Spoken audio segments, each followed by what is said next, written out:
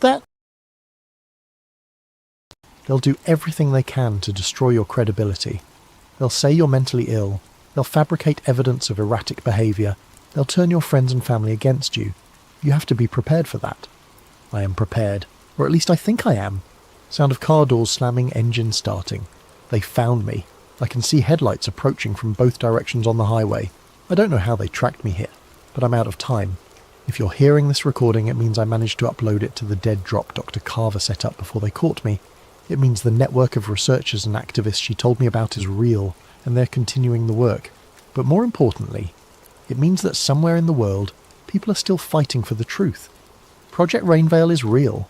The biological weapons tests on American civilians are real. The plan to deploy behaviour modification agents over major population centres is real. And if we don't stop them, if we don't expose what they're doing, then the next time it rains you might want to ask yourself, is this water falling from the sky, or is it something else entirely? Sound of vehicles approaching, voices shouting. Remember Oakville.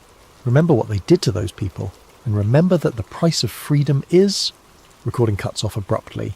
Date, March 15th, 2024. Source, anonymous upload to secure drop. Different voice, younger male. My name is Dr. James Mitchell, and I'm a microbiologist with the Nebraska Department of Health. 3 weeks ago, the town of Hartington, Nebraska, experienced what local officials are calling an unusual weather event. On February 23, 2024, gelatinous material fell from the sky over a 6-hour period. Within 48 hours, over 100 residents had been hospitalised with flu-like symptoms, cognitive fog, and what doctors are describing as temporary behavioural changes. The CDC has classified the incident as a natural phenomenon caused by atmospheric algae blooms. The military has denied any aircraft operations in the area. But I've run my own analysis on samples of the material, and what I've found matches exactly what Dr. Lena Marrow documented in her recordings from the Oakville incident 30 years ago. Human white blood cells embedded in an unknown matrix, engineered bacterial strains designed to affect neurochemistry, aircraft fuel compounds indicating direct military involvement. They're still doing it. They're still testing biological weapons on American civilians. Dr. Marrow's recordings resurfaced last week on a secure server, along with a cache of documents from Project Rainveil and its successor programs. The evidence is overwhelming, and it's being distributed to journalists, researchers and government officials around the world. But that's not why I'm making this recording. I'm making this recording because the Hartington incident wasn't an isolated test. According to the leaked documents, it was part of something called Phase 7 implementation, a nationwide deployment of biological agents designed to increase social compliance and reduce civil unrest. The documents include target lists, major metropolitan areas, specific dates and delivery methods, and a timeline that suggests the full deployment is scheduled to begin within the next 6 months. Dr. Marrow was right about everything. The government has been developing the capability for mass psychological control, and they're finally ready to use it. The question is, what are we going to do about it? Sound of typing. I'm uploading Dr. Marrow's complete audio journals, along with all the supporting documentation from Project Rainveil and its successor programs, to multiple secure servers around the world. I'm also sending copies to journalists, researchers and government officials who might be able to act on this information. But I need everyone who hears this to understand. They're not going to stop just because we've exposed them. They've been planning this for decades, and they have resources and influence that most of us can't even imagine. The only way to stop them is if enough people know the truth, if enough people refuse to accept the official explanations, if enough people demand answers when unusual weather events are followed by mysterious illnesses, so the next time it rains, look up, look closely, and ask yourself, what's really falling from the sky? Because Dr. Lena Marrow gave her life to warn us about what's coming. The least we can do is listen. Over the next half hour, we'll introduce you to Agent Silas Rock, Dr. Liana Suresh, and Director Vance Halcor. A trio drawn into a web of secrets around a lethal pathogen called VX-73. As tensions mount and paranoia spreads, you'll witness how fear can become a powerful tool of control, and how a single whistleblower might spark either liberation or a deeper descent into conspiracy. Now close your eyes, or let them wander across these words, and follow me into the first moments of this dark, suspenseful odyssey. It started with a single headline: Mysterious respiratory illness detected in Port Maxwell. Within days, similar stories crept across the country, quiet at first, overshadowed by routine politics and everyday noise. Then, all at once, everything changed. The virus, designated VX-73, emerged as a swift-moving spectre, triggering coughing fits that escalated into respiratory failure for many. In a matter of weeks, schools were shut, businesses locked their doors, and entire metropolitan areas were quarantined under what officials described as temporary emergency protocols. For Agent Silas Rock, a 42-year-old operative at the Bureau of Federal Integrity, BFI, life became an endless string of directives and dispatches. His daily uniform was a crisp suit layered beneath a bulletproof vest and a standard-issue respirator mask that itched at his face. He'd spent over a decade tackling threats deemed subversive to national security, from financial sabotage to espionage. Yet no training had ever prepared him for watching entire city blocks fall silent overnight. He walked the corridors of the BFY with practiced composure, scanning the myriad bulletins pinned on corkboards. The walls hummed with fluorescent lights that gave everything a stark, sterile glow. Digital screens listed the latest infection rates, projected mortalities, and newly declared red zones where infections raged unabated. Over the PA system, a recorded female voice repeated the same instructions every half hour. Stay indoors, maintain social distancing. All citizens must comply with the National Stabilization Bureau's guidelines. The National Stabilization Bureau, NSB, led by Director Vance Halcor, had been formed to centralise the government's emergency functions.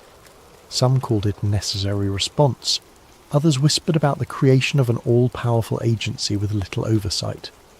Halcor himself was a tall, imposing figure who frequently appeared on screens throughout the BFI complex, delivering updates about mandatory daily biometric scans and the development of a new vaccine, Unity Serum. Silas had known Halcor only in passing, enough to catch glimpses of a man driven by unwavering conviction. He recognised in Halcor that sense of unstoppable momentum, as though the security of the entire nation hinged on following his blueprint. Silas tried to set aside his personal misgivings. He was a loyal agent, bound to uphold the Bureau's mission. If the vaccine provided the solution to stop VX-73, so be it. Then one morning, Silas was summoned to a high-clearance briefing. He expected a new assignment along the lines of standard public compliance checks. Instead, he found himself in a cramped conference room, facing a handful of BFI higher-ups who spoke in hushed, clipped tones. The gist was simple. Alleged disinformation campaigns were circulating, claiming that VX-73 was not naturally occurring but lab-engineered. These rumours, the brass said, were fueling panic, turning citizens against the government's measures. Silas's job was to investigate any potential insiders leaking such nonsense. At first, he believed the directive to be legitimate. Disinformation in a crisis could be lethal, prompting civil unrest and undermining official responses. Yet as Silas pored over digital logs and tapped into encrypted chat rooms, he stumbled across an unencrypted file labelled simply Project Paragon, Preliminary. The file wasn't supposed to be on the BFI's server at all. It appeared as though someone with high-level credentials had hidden it behind labyrinthine subdirectories. Intrigued, Silas pried open the document. Inside were sanitized references to VX 73 months prior to the earliest official detection date. The language read, "Field tests planned in controlled sectors, monitor subject compliance and social response." A chill rippled through Silas. The deeper he delved, the more he found that pointed to a private biotech lab with direct ties to the Department of Defense. Another set of documents discussed funding from major corporate donors, massive pharmaceutical conglomerates that had a vested interest in vaccines, testing kits, and biometric devices. confusion turned to a subtle dread. If these partial records were real, then the official narrative was incomplete at best, or outright deceptive at worst. Silas secured the files on a flash drive. Over the next few days, he quietly cross-referenced the data, trying to confirm whether Project Paragon existed. He took caution, covering his digital tracks with proxy servers. Even so, he noticed the BFI's internal security channels seemed abuzz with mentions of an internal breach. Fear knotted in his stomach. Someone else was on this trail too. He found short references to a doctor, Liana Suresh, apparently a virologist who once worked at a biotech facility codenamed Cerulean Labs. Her name popped up in correlation with antigen research and compliance metrics. The wording was bizarre. Since when did a vaccine program revolve around compliance? Yet there it was. VX73 antigen trials show 62% compliance rate. Additional modifications required. The date? Nearly a year before the current outbreak. By the time Silas realised how incriminating his findings were, the hair on his arm stood on end. His imagination conjured scenarios he'd previously deemed paranoid. A virus unleashed intentionally. A vaccine designed not just to inoculate, but to control. He forced himself to remain calm. Conjecture was easy. Proof was everything. So he resolved to gather more. That night he left the BFI building with the flash drive tucked in the lining of his jacket. He tried to banish the creeping sense that eyes were trailing him. Outside, the city's main avenues lay deserted. Army trucks patrolled at intervals. Overhead drones whirred, scanning for curfew violators. Digital billboards displayed a single message across a black background. Unity Serum, your key to tomorrow. From a payphone booth, one of the last still standing, Silas called in a favour from a fellow agent he trusted, someone adept at hacking behind the Bureau's firewall. The friend agreed to help, no questions asked, but Silas could sense tension in his voice. Everyone was on edge, unsure who was truly friend or foe. Silence had become a survival tactic. As he hung up the phone, the city's gloom pressed close, neon lights flickering across shuttered storefronts. In that moment, he wondered if the official explanation, VX73 as a random mutation, was a purposeful lie from the start. If so, then the so-called Unity Serum might be more than just a vaccine. A wave of dread consumed him. The next steps would determine whether he stayed a loyal operative or became a traitor to the system he'd served for half his life. At the next corner, a spotlight from a drone settled on him, scanning his face. He forced a neutral expression. The device beeped and swiveled away. Good. No red flag. Yet. As Silas ducked into the underground metro, he realised with grim certainty that he had stumbled onto something monstrous. For years he'd believed in the Bureau's cause, trusting that each operation served the greater good. Now he faced the possibility that the greatest threat wasn't the virus itself, but the hidden intent behind it. City by city, the VX73 infection soared. Once bustling centres of commerce turned into ghost towns, patrolled by uniformed enforcers under orders from the National Stabilization Bureau. Curfews became absolute. Violators risked detention at newly established health containment camps. The mainstream media hammered a constant drumbeat of fear. The virus was unstoppable unless every citizen complied. For those still resistant, a single solution was presented day and night: Unity Serum. On every channel, Director Vance Halcor appeared in a crisp suit, arms folded behind his back, proclaiming the vaccine's near-miraculous efficacy. Over 90% effective, his report said, a shining beacon of hope. Yet the rollout came with conditions. For public safety, those who refused the jab lost access to banks, public transportation, and official documentation. Within a month, entire swathes of the unvaccinated population found themselves in a twilight zone, forced to scavenge or rely on black market services just to survive.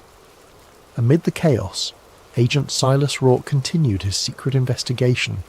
By day, He donned his BFI credentials, working on official compliance enforcement tasks.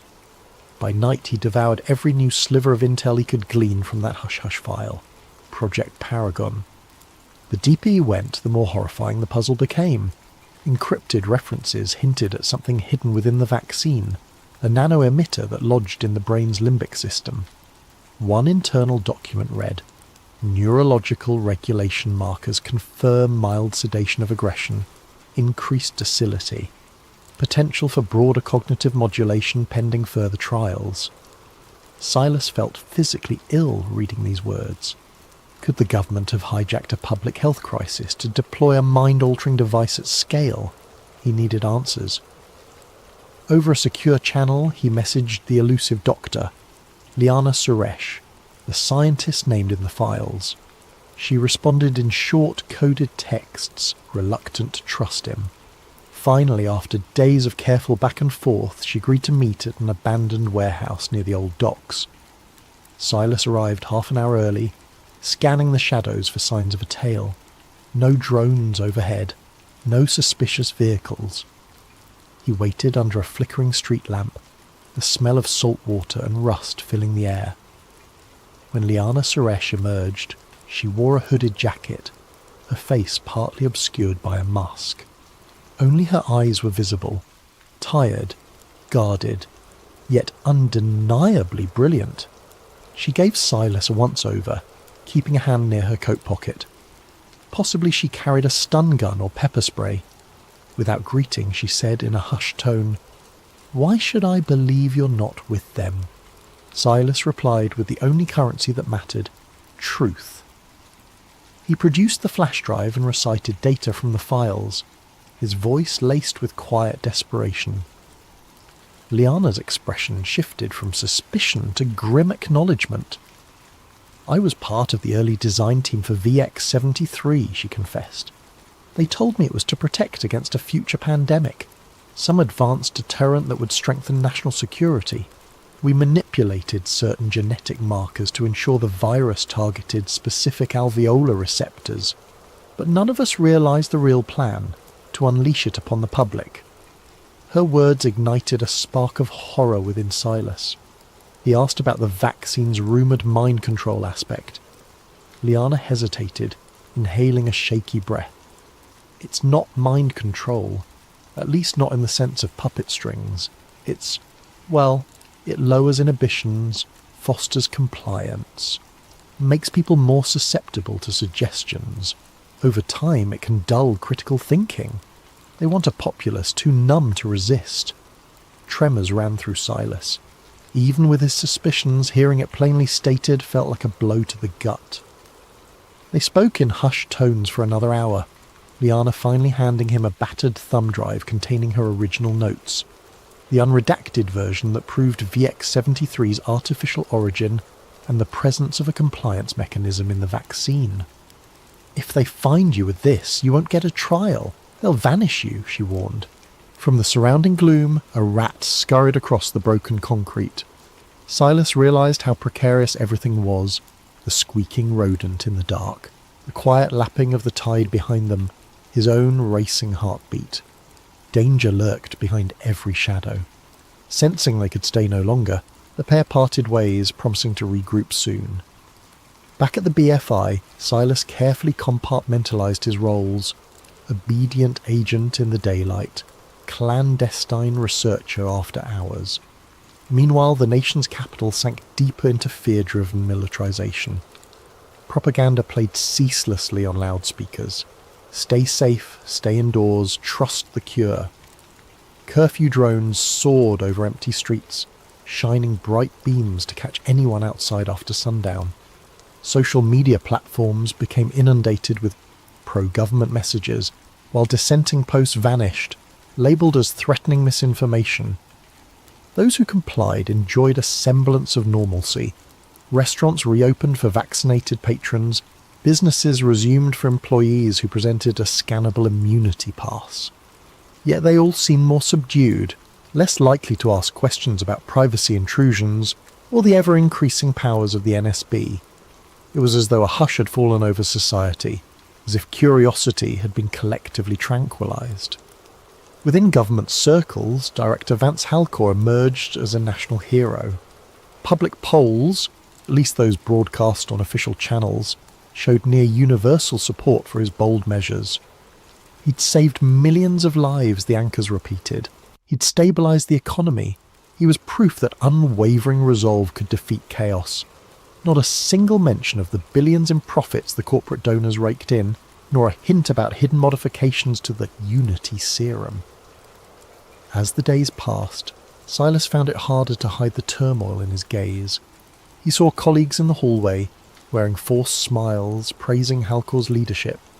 He noticed how many had begun to project a certain eerie calm, like their personal anxieties had evaporated. Could it be the effect of the serum? Silas tested a co-worker with a subtle question. Ever wonder why the lockdown measures ramped up so fast before the outbreak peaked? The man's eyes glazed momentarily, then he simply shrugged. Doesn't matter, O'Rourke. They keep us safe. He returned to his desk, more convinced than ever that Halcor's master plan was in full swing. The virus was the perfect storm to usher in sweeping surveillance and push a mind-numbing serum to the masses. And the BFI was part of it, or at least complicit in bearing the truth. He could keep quiet, or he could do the unthinkable and blow this wide open, risking everything in the process. One evening, Silas found a sealed envelope slipped beneath his apartment door. Inside, a single typed line. This is bigger than you think. They see all. The bottom edge was marked with an obscure symbol, a circle with a diagonal slash, like a stylized zero. He'd seen it once in a classified file referencing an underground resistance network. If these rebels wanted to contact him, it meant they believed he might be an ally. The tension hammered in his chest. He was dancing on a razor's edge, his loyalty to the Bureau, his conscience the unfolding nightmare. Taking a shaky breath, he powered up his laptop. A series of pings indicated a new assignment in his BFI inbox. Track down a subversive known for smuggling contraband medical supplies. Silas realised with a jolt that the suspect's name had been flagged in Dr. Liana Suresh's notes. Another piece connecting the puzzle, and another reason the Bureau might soon brand him a traitor. He closed the laptop. Outside, the city lights glowed, reflecting off dark clouds pregnant with the threat of a new storm. If he hesitated much longer, it might be too late for everyone. The seeds of control had already sprouted, and every day they dug deeper roots into the world. Agent Silas Rock watched from a distance as the unvaccinated families huddled together in the crumbling outskirts of Old Glendale. The press had labelled it a containment zone, but locals called it a human dumping ground. Living conditions were dire, sporadic power, limited sanitation, and roving squads of Unity enforcers scanning for anyone who might have hidden a child or avoided mandatory updates on vaccination status. The air crackled with dread. Days earlier, Silas had steeled himself to reach out to the symbol-bearing group implied by that cryptic envelope. If they were an underground resistance, maybe they could help him get the truth out. He had no illusions about personal safety. Once he exposed the deception behind VX-73 and Unity serum, the entire apparatus of the National Stabilization Bureau would come crashing down on him. But each time he pictured the slumped figures in these zones, cast aside for refusing a forced injection, his resolve hardened. Through a secure channel, he arranged a meeting with a contact who went by the codename Sparrow. The location, an old print shop with boarded-up windows, rumoured to have once published subversive newspapers. Silas made sure to lose any trailing drones or BFI watchers by weaving through side streets. He wore a hooded coat, his respirator mask pulled high to conceal half his face. Inside the print shop, the musty smell of ink and paper still lingered. Boxes of unused flyers leaned against dusty presses. A dim light revealed a short figure in a makeshift black scarf. Sparrow. Their voice was muffled but direct. "You're late." Silas exhaled, nerves crackling. "I had to shake a drone." Sparrow nodded, then led him to a small back room. It was here Silas found half a dozen other figures, all clad in dark, worn clothes. A battered laptop sat on a folding table. A tangle of cables connected it to a generator. One by one, they introduced themselves with code names: Rook, Nightshade, Sahara, a clandestine cell of journalists, medics and rogue programmers dedicated to fighting the government's stranglehold. "I have proof," Silas said, placing Dr. Liana Suresh's files on the table. "The virus was engineered, and the vaccine is rigged to manipulate behaviour." Silence fell over the group. The gravity of his statement hung in the stale air. Finally Sparrow spoke. "We've suspected as much.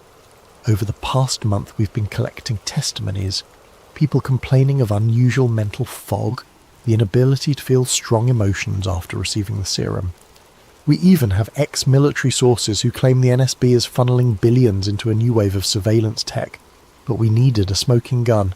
This might be it." Each set of eyes fixated on Silas. He handed them a flash drive, explaining how it contained Liana's unaltered research logs plus the Project Paragon blueprint. The group quickly scanned the data, verifying its authenticity. The sense of tension and excitement in the room was palpable. "We'll need to broadcast this globally," said Rook, a thin man with wire-rimmed glasses. "Not just post." Tension rises as strange warnings appear. Suspicious accidents claim the lives of those close to him, and the unstoppable juggernaut of a conspiracy that crosses generations threatens to silence him forever. In the 5 parts that follow, we'll dive into Dr. Reeves' step-by-step investigation, from the first glimpses of abnormal structural damage on the Titanic's hull to the frantic final hours, where he attempts to broadcast the truth before shadowy agents can destroy both him and the evidence. If you're ready to uncover a hidden piece of maritime history, at least in this fictional reimagining, read on and let the swirl of ocean currents and midnight conspiracies guide you deeper into the hush of night. Please, make yourself comfortable. Allow your mind to wander into the possibilities that maybe, just maybe, everything we've been told about that fateful April night is not the whole story. And remember, in times of darkness, knowledge can be as blinding as a flare, or as comforting as a dim lantern. May you find the perfect balance tonight as we embark on this mysterious tale.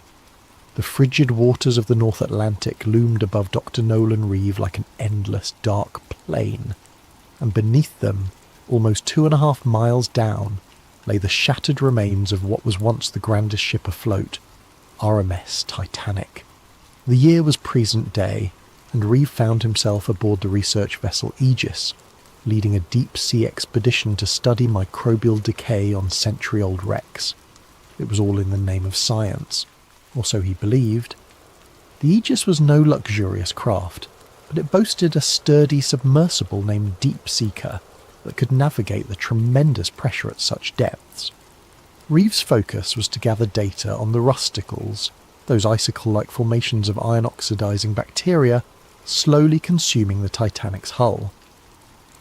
Alongside him was a small crew of marine scientists, including Isla Grant, a skilled submersible pilot and camera operator with a knack for zeroing in on small details. The funding for this expedition came from a wealthy institute run by Andrew Calder, a rather enigmatic financier who seldom gave interviews but had a keen interest in the maritime heritage. As the Aegis hovered in the general area, Reeve and Grant prepared for their first descent. Their mission's outward goals were straightforward: collect microbe samples from various compartments, photograph structural integrity, and produce a documentary charting the wreck's gradual dissolution. But Reeve felt an odd stirring in the back of his mind. Something about Calder's deep pockets, and the near-obsessive interest he showed in the Titanic, unsettled him. Calder insisted on daily updates, demanded high-resolution close-ups of specific hull sections, as though searching for something more than just rust. On a crisp morning, the submersible deck rumbled with mechanical clanks as Deep Seeker was lowered into the ocean. Reeve and Grant strapped into the tiny sphere that formed the sub's cockpit, oxygen humming through portable lines. Once submerged, the watery gloom swallowed them. Dials glowed green, and the hull's thick glass offered a restricted but haunting view. Grant navigated them slowly downward, the hull lights cutting a pale cone through dark water. After about 2 hours of descent, the sub's external beams finally caught sight of the Titanic's bow. Even after a century submerged, the shape was unmistakable. The ghostly hulk loomed from the gloom, broken in half, the once proud prow half buried in silt. Reeve felt his heart clench with awe and sorrow. It was a tomb and a monument, a silent testament to a night that changed history. They inched along the starboard side. Coral, fish, and anemones colonised the iron plating. Grant guided the sub's manipulator arm to gather small fragments of rusticles. Reeve carefully stored them in sample tubes. They progressed deeper, filming rooms that once bustled with first-class passengers and cherubs and grand staircases, now lying collapsed or entombed in sediment. These swirling detritus gave everything a dreamlike haze. Midway through the session, while scanning the lower hull near the stern, Grant noticed something peculiar on her camera feed. A portion of the metal showed not smooth tearing or typical impact damage, but an odd concavity ringed with a faint scorch pattern. Reeve pressed in for a closer view. The plating there was bent outward, as though from an internal explosion. This was bizarre. The official record insisted the Titanic's damage came from an external tear by an iceberg. If that was so, why did this metal appear warped from the inside out? Reeve's heartbeat quickened. He asked Grant to pivot the sub's lights for better clarity. Sure enough, the contortion pattern strongly suggested that some internal force had bulged the hull outward. The jagged edges showed hints of blackening, a dark residue that might be scorched metal. Reeve snapped multiple high-resolution stills. This flew in the face of the standard iceberg collision damage narrative. He radioed the Aegis with mild excitement, describing a strange hull anomaly. The ship's comm operator acknowledged him, but in a clipped tone, urging them to stick to the planned route. Reeve found that suspicious. Usually the team back on deck was enthralled by discoveries. Why dismiss this so quickly? Pushing further, Reeve and Grant discovered more irregularities. Sealed cargo compartments not listed in the ship's known manifests. Metal beams that looked warped in ways you wouldn't expect from an iceberg tear. Then they saw something even more bizarre. A small chunk of what seemed like embedded steel that didn't match the rest of Titanic's composition. Could it be a fragment from a device or an outside structure? They collected a sample with the sub's manipulator arm. As their time slot undersea neared its end, Reeve's mind whirled with questions. When they returned to the surface, Calder was on the deck to greet them, a faint smile on his lips. "Any interesting finds?" he asked casually. Reeve hesitated, glancing at Grant. "We saw some unexpected hull damage patterns. Might deviate from the standard historical account." Calder's expression flickered, then resumed neutrality. "I see," he said softly. "Well, keep me informed of any further anomalies." Then he pivoted away, leaving Reeve unsettled by his reaction. That evening Reeve spent hours reviewing the footage. The scorch marks, the outward bent steel. It pointed to an internal explosion or sabotage. But how? This was the Titanic, the world's biggest ship at the time, lost in 1912 to an iceberg. The official narrative had been accepted for over a century. No major historian ever seriously advanced a sabotage theory. He found it all improbable. But then, so was the photographic evidence in front of him. Isla joined him in the ship's small lab. She too looked uneasy. If the Titanic was scuttled or bombed from within, that means... what? Some grand conspiracy. She paused, leaning over the images. That's nearly unimaginable, and yet these images speak for themselves. Reeve nodded, chewing his lip. "We need more context. Old shipping logs, survivor accounts, something that might confirm the possibility." He emailed a few colleagues, maritime historians, archive specialists, seeking discreet help. Unbeknownst to Reeve, others had their eyes on the expedition's data. Hours later, while the crew slept, a silent figure wearing a staff uniform accessed the main lab console, scanning the raw footage, then left behind a small device that quietly started encrypting all data. By morning, Reeve discovered that his recordings had been locked, needing a passcode. A glitch? Possibly, but it felt too coincidental. In the next days, Reeve would realise he'd stirred a hornet's nest with that single discovery. The evidence of sabotage on the Titanic's wreck threatened to unravel a century-old deception, and those who guarded that secret were not about to let one curious marine biologist rewrite history. In the cramped lab aboard the Aegis, Dr. Nolan Reeve wrestled with the encrypted files. Every time he tried to open them, an error message demanded an unknown passcode. He suspected sabotage, but who would want to bury the data? The expedition's sponsor, Andrew Calder, insisted it must be a technical glitch, urging Reeve to keep the incident quiet and rely on fresh recordings. But Reeve felt the tension in Calder's voice. It was too pointed, too insistent. Frustrated, Reeve and Isla Grant turned to the partial images and notes they'd saved offline. A few snapshots still remained on Isla's personal camera, showing that suspicious scorch pattern on the Titanic's hull. Reeve cross-referenced the Titanic's original construction blueprints, which the Historical Society had in their public archive. That region of the hull was never intended to have anything more than standard plating. No known modifications or cargo compartments were recorded in that area. So how did an explosion or something akin to it mar the interior? Seeking clarity, Reeve reached out to maritime historians he knew back on the mainland. One responded quickly, an old friend named Francis Hobbs, who specialised in transatlantic liner accidents. Hobbs expressed utter shock at the hull damage suggestion. No major source ever mentioned burn marks or outward bent steel. The entire official inquiry pinned it on an iceberg gash. Reeve pressed further, mentioning the possibility that the Titanic's sister ship, the Olympic, had sustained damage weeks prior to Titanic's maiden voyage.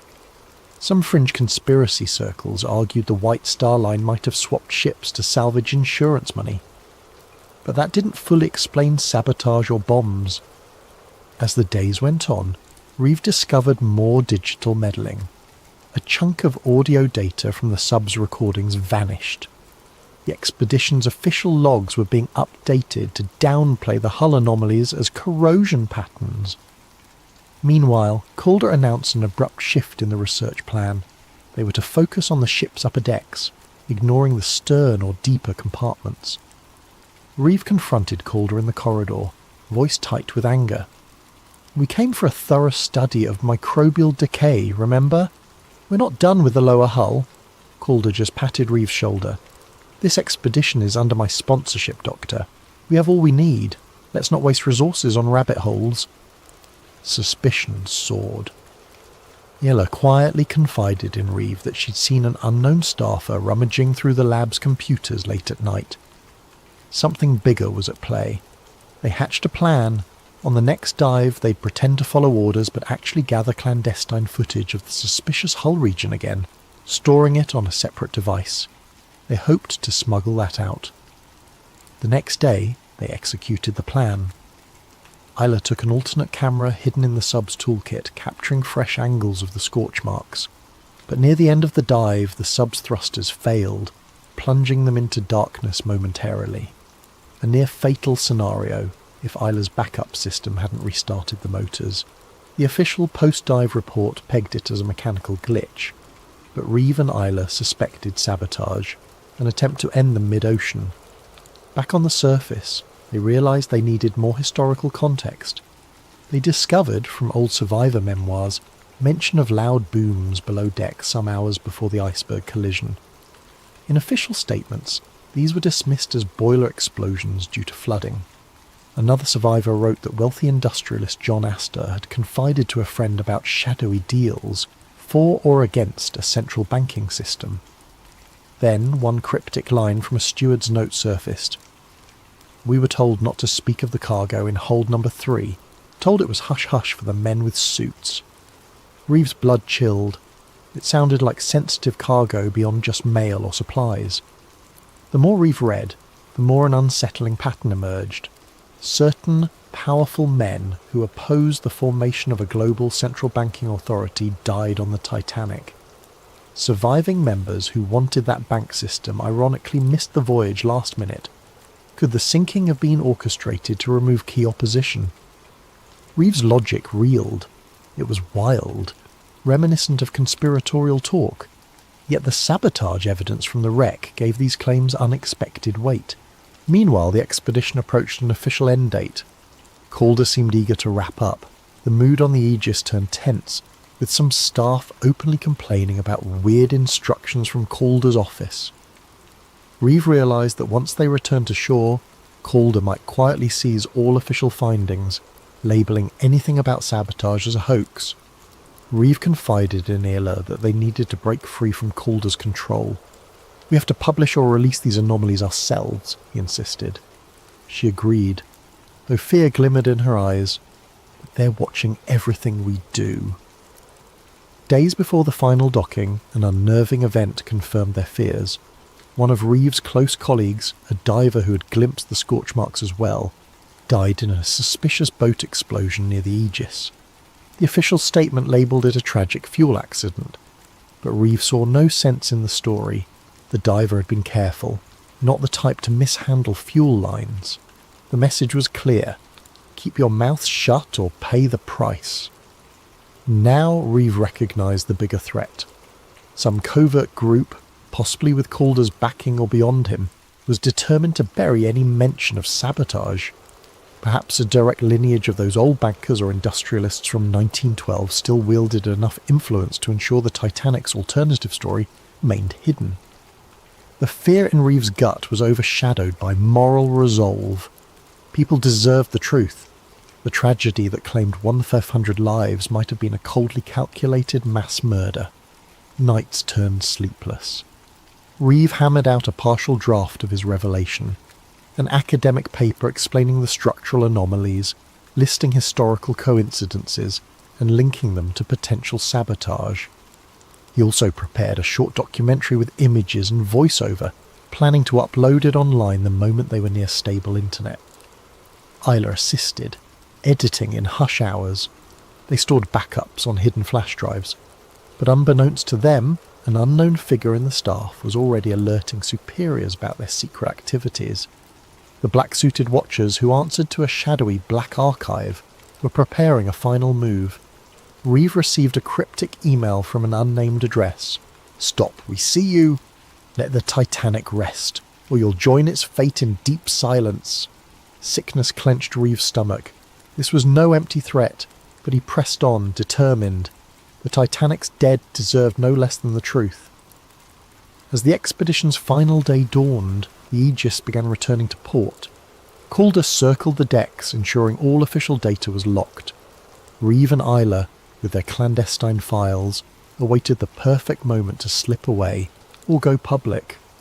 Tension crackled through the sea air. Both felt that soon the conspirators would strike. Reeve thought of the thousands who died that night in 1912, possibly sacrificed for a hidden agenda. He vowed not to let them remain pawns in some century-old cover-up.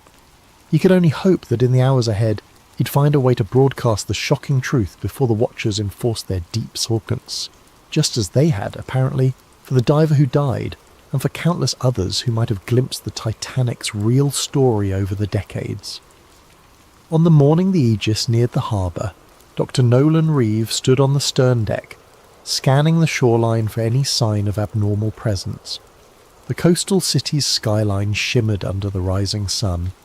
People going about their daily routine had no idea that a conspiracy over 100 years old was about to surface, if Reeve and Isla Grant could manage to reveal it. The tension inside Reeve coiled tighter with each minute. The Watchers might be waiting at port, planning to intercept him or destroy the evidence. At breakfast, Andrew Calder made an announcement. Once they docked, all expedition materials, logs, footage, collected data were to be handed over to the sponsoring institute for analysis and archiving. He claimed it was standard procedure, but Reeve caught the triumphant glint in Calder's eyes. This was clearly the final step in burying the sabotage findings. Reeve pretended compliance, casually finishing his toast while his pulse hammered. Isla, seated nearby, gave him a subtle nod. They understood each other. They had to act quickly. Below decks, Reeve and Isla retrieved their hidden flash drives from a safe compartment in the sub's tool storage. On these drives lay the photographic proof of the Titanic's hull damage, the partial interviews with experts who'd uncovered old shipping conspiracies, plus the half-finished documentary. They sealed them inside a watertight case small enough to slip into Isla's personal bag. Their plan was to slip away from the Aegis the moment they landed, find an off-site location with stable internet, and upload everything. They also had a contact in the press, a freelance investigative journalist who had expressed interest in unconventional Titanic revelations. If they could get in touch, the journalist could go public with the story, but their watchers were a step ahead. As the Aegis came into port, Reeve noticed a black SUV parked near the dock, 2 men in suits standing by. They exuded the same menacing aura as the staffer who had prowled the lab at night. Reeve recognised their type, ex-intelligence or corporate security, probably the Black Archive or some affiliate. If Reeve and Isla marched out the front gangplank, they'd be easy prey. Thinking fast, Reeve told Isla, "We can't disembark with everyone else. We need a back route." She recalled there was a smaller cargo ramp on the starboard side used for unloading sub-equipment. If the watchers were fixated on the main exit, maybe they could slip out unnoticed. They bided their time until docking was complete, the bustle of the harbour overshadowing the usual procedures. Then, with anxious hearts, they made their move. Slipping on plain jackets and carrying minimal gear, they snuck to the starboard cargo area. The usual guard was absent, likely assisting with the main disembark. They lowered a small ramp onto the dock. Heart-pounding, they hurried down. Reeve's eyes darted to the black SUV. The suited men were still scanning the main exit. Good. They made it halfway across the dock when a shout broke out behind them. "Hey, stop! Stop!" Another staffer from the Aegis, wearing an earpiece, sprinted forward. Reeve and Isla broke into a run, weaving among crates and dock workers. Over their shoulders they saw the black suits rush into action. The watchers realised their target was escaping. Isla pointed to a cluster of cabs by the gates. "We can get one of those," she gasped. But as they neared, they found a man stepping from a second black SUV to block the path. The watchers were closing in from both sides. In a desperate manoeuvre, Reeve dashed behind a forklift. The driver, startled, nearly dropped his cargo. Isla jumped aboard, urging the forklift driver to swing around. The watchers hesitated, not wanting to cause a scene with bystanders. The forklift jerked forward, awkwardly separating them from at least 2 pursuers. Reeve spotted a side alley leading away from the harbour. "That way!" he yelled. They tumbled off the forklift and sprinted into the alley, footsteps echoing on wet concrete. The watchers gave chase. Adrenaline pounded in Reeve's veins. He clutched the bag containing the flash drives, desperate not to lose it. They twisted down side streets in a labyrinth near the harbour's industrial zone, the watchers cursing behind them. Once they found a small metal door leading into an old warehouse. They slipped inside, the watchers' footfalls receding briefly. In the dim interior, crates of fish meal or old maritime supplies reeked of stale salt. Isla quickly typed a text on her phone to the journalist contact. "Need immediate pickup. Coordinates near old warehouse. Being chased." She pressed send, praying the signal went through. They heard footsteps outside, no time to hide further. Moments later, the watchers kicked in the door. A short scuffle ensued. Isla brandished a wrench from a table, swinging it as a deterrent. Reeve ducked behind a crate, but one watcher advanced, gun drawn and muzzle fixed on Reeve. "Drop the bag," the watcher growled. Reeve's mind whirled. If they took the evidence, everything was lost. Then headlights sliced through a window. A van screeched up, brake lights glowing. Another door was forced open from the building's backside.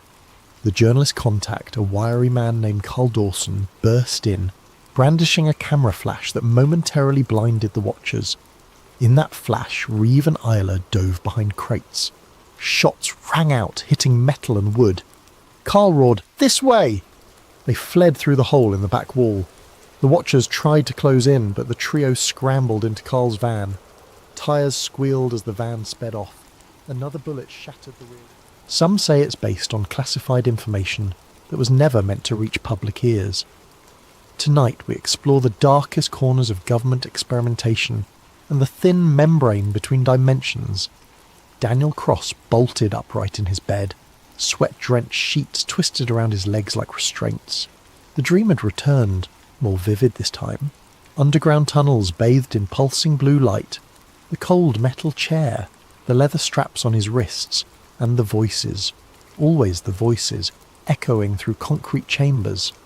Subject 17 demonstrates exceptional receptivity, increased neural amplitude by 30%. His bedroom television flickered with static, though he was certain he'd turned it off before going to sleep. From within the dancing grey pixels came a familiar hum, a sequence of tones just below normal hearing threshold. Something about it pulled at the corners of his mind, like fingers trying to pry open a locked door. Daniel stumbled out of bed and approached the screen, mesmerised. Within the chaos of white noise, patterns emerged, geometric formations that shouldn't exist in random static.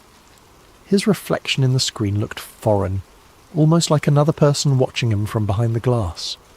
"Delta Protocol 17, he whispered, the words rising unbidden from some hidden chamber of memory. "Initiate phase bend." The static intensified, the hum growing to an electric whine that made his fillings ache. Then, as suddenly as it had begun, the television went black. Daniel stood there, trembling in the dark, wondering why tears were streaming down his face. In the morning, he convinced himself it had been nothing but a particularly vivid nightmare. But as he brushed his teeth, he noticed something unsettling in the bathroom mirror. A small red mark behind his ear, perfectly circular, like a healed puncture wound. He had no memory of receiving it. As the days passed, the dreams intensified. Always the same elements. The underground facility, scientists in lab coats, the chair with its cruel restraints, and tests. Endless tests designed to push the boundaries of his mind. In each dream he was younger, perhaps 11 or 12 years old. But the strangest part was the location that kept appearing in the background of these fractured memories. A distinctive radar tower rising against a darkening sky. When not at work coding security algorithms for a defense contractor, Daniel found himself obsessively drawing the tower, trying to place where he might have seen it before. His apartment walls became covered with sketches, the tower from different angles, the curved coastline it overlooked, strange symbols that his hand seemed to produce without conscious direction. His colleague Martin noticed the change in him first. "You look like hell, Dan," he said over lunch one day. "Not sleeping?" Daniel hesitated. "Just some weird dreams." "About what?" "I don't know. Some kind of facility. Tests. A radar tower by the ocean." Martin's plastic fork paused halfway to his mouth. "What kind of tower?" "An FPS-35, Cold War era, massive thing with a distinctive cowling." Daniel blinked, surprised at his own precise knowledge. Martin set down his fork. "That's oddly specific for a dream." "I know, and there's something else." Daniel lowered his voice. "Sometimes when there's static on the TV I hear something, like a signal." "What does it say?" "It doesn't speak. It's more like a beacon, calling me somewhere." Martin studied him for a long moment. "You ever heard of Camp Hero? Out in Montauk?" The name sent an electric shiver down Daniel's spine. His coffee cup slipped from suddenly numb fingers, shattering on the floor. "Jesus, you okay?" Martin asked, jumping back from the spreading puddle. "I need to go there," Daniel whispered, staring at nothing. "Montauk." The drive to Long Island took 4 hours, but to Daniel it felt like returning from an exile that had lasted decades. As he crossed into the township of Montauk, a pressure began building behind his eyes. Not quite pain, but an insistent awareness, like the sensation before a sneeze that never comes. The roads grew narrower, pine forests pressing in on both sides. His GPS lost signal twice, but Daniel found he didn't need it. His hands seemed to know which turns to take, guiding the car along increasingly remote routes until the trees gave way to scrubland, and beyond that, the Atlantic stretched to the horizon. And there it stood, exactly as he'd drawn it 100 times, the massive radar tower of Camp Hero, its distinctive silhouette rising against the pale blue sky. The abandoned Air Force Base sprawled beneath it, a collection of bunker-like buildings and concrete structures designed to withstand Soviet bombs that never fell. According to the weathered sign at the entrance, Camp Hero was now a state park, its military function long obsolete. But something about the perimeter fence looked too new, the security cameras too well maintained for a simple historic site. Daniel parked in the nearly empty lot and approached the visitor centre, a converted military building with peeling green paint. Inside, a bored park ranger glanced up from her crossword puzzle. "Closing in an hour," she said without preamble. "I was wondering what you could tell me about the history of this place," Daniel asked, trying to keep his voice casual despite the hammering of his heart. Standard Cold War radar station, decommissioned in the early 70s. She pushed a pamphlet across the counter. "Self-guided tour maps there. Stick to the marked trails." "What about the underground sections?" The ranger's crossword pencil stopped mid-letter. Her eyes flicked up to study him more carefully.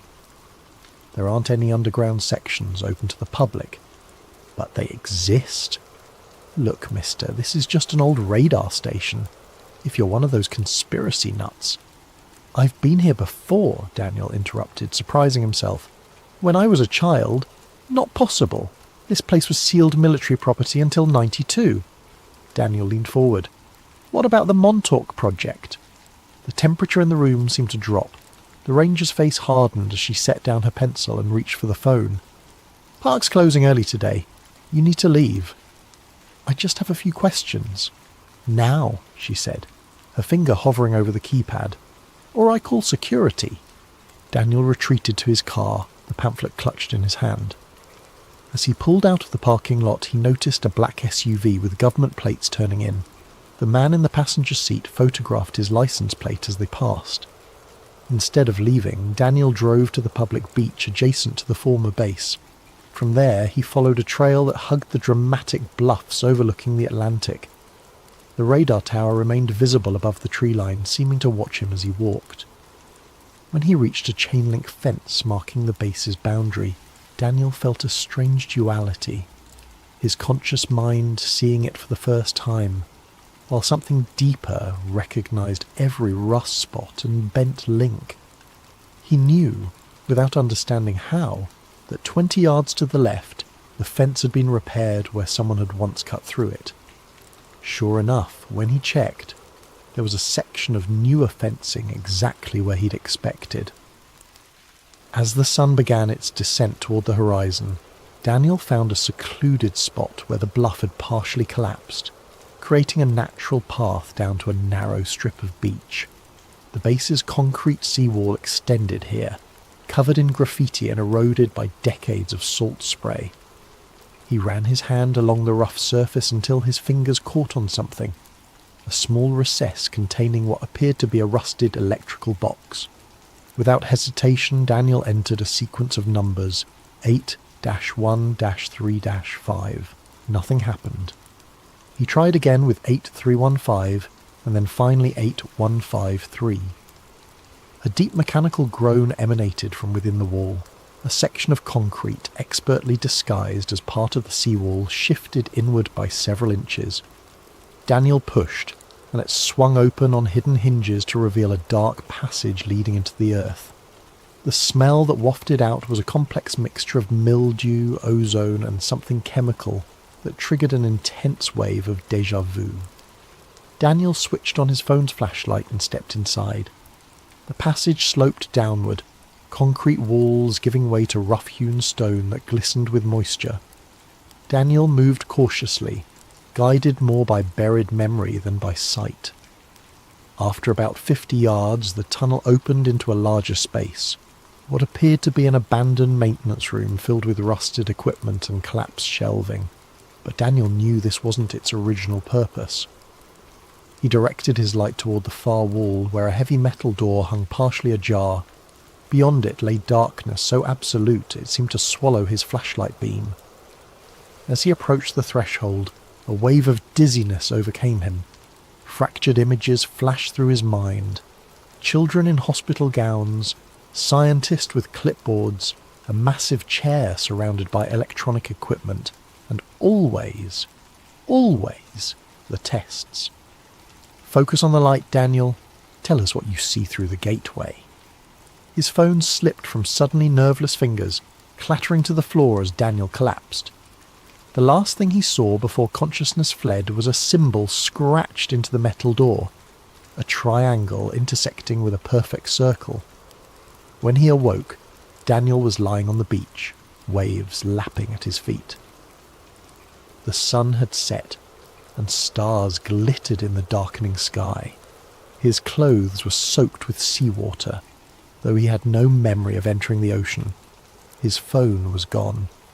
And most disturbing of all, the entrance in the seawall had vanished, not just closed, but seemingly never there at all. Daniel stumbled to his feet, disoriented. His watch showed it was just past 9 p.m, but the date displayed was wrong. According to his watch, he had lost nearly 3 days. The drive back to his apartment in Connecticut was a blur, a dreamlike passage through darkness punctuated by the hypnotic sweep of headlights.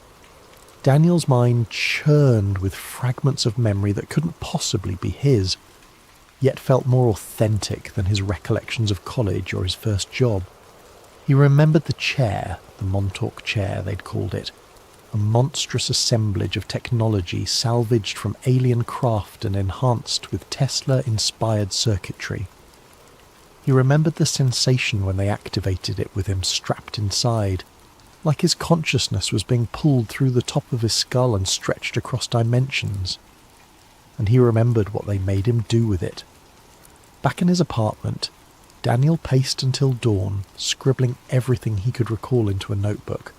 Names surfaced: Doctor, Marcus Bennett, the project lead with cold blue eyes, Cameron Hayes, the military liaison who always smelled of cigarettes and cheap cologne, and Preston Nichols, the reluctant technician who sometimes snuck the children candy bars when the others weren't looking.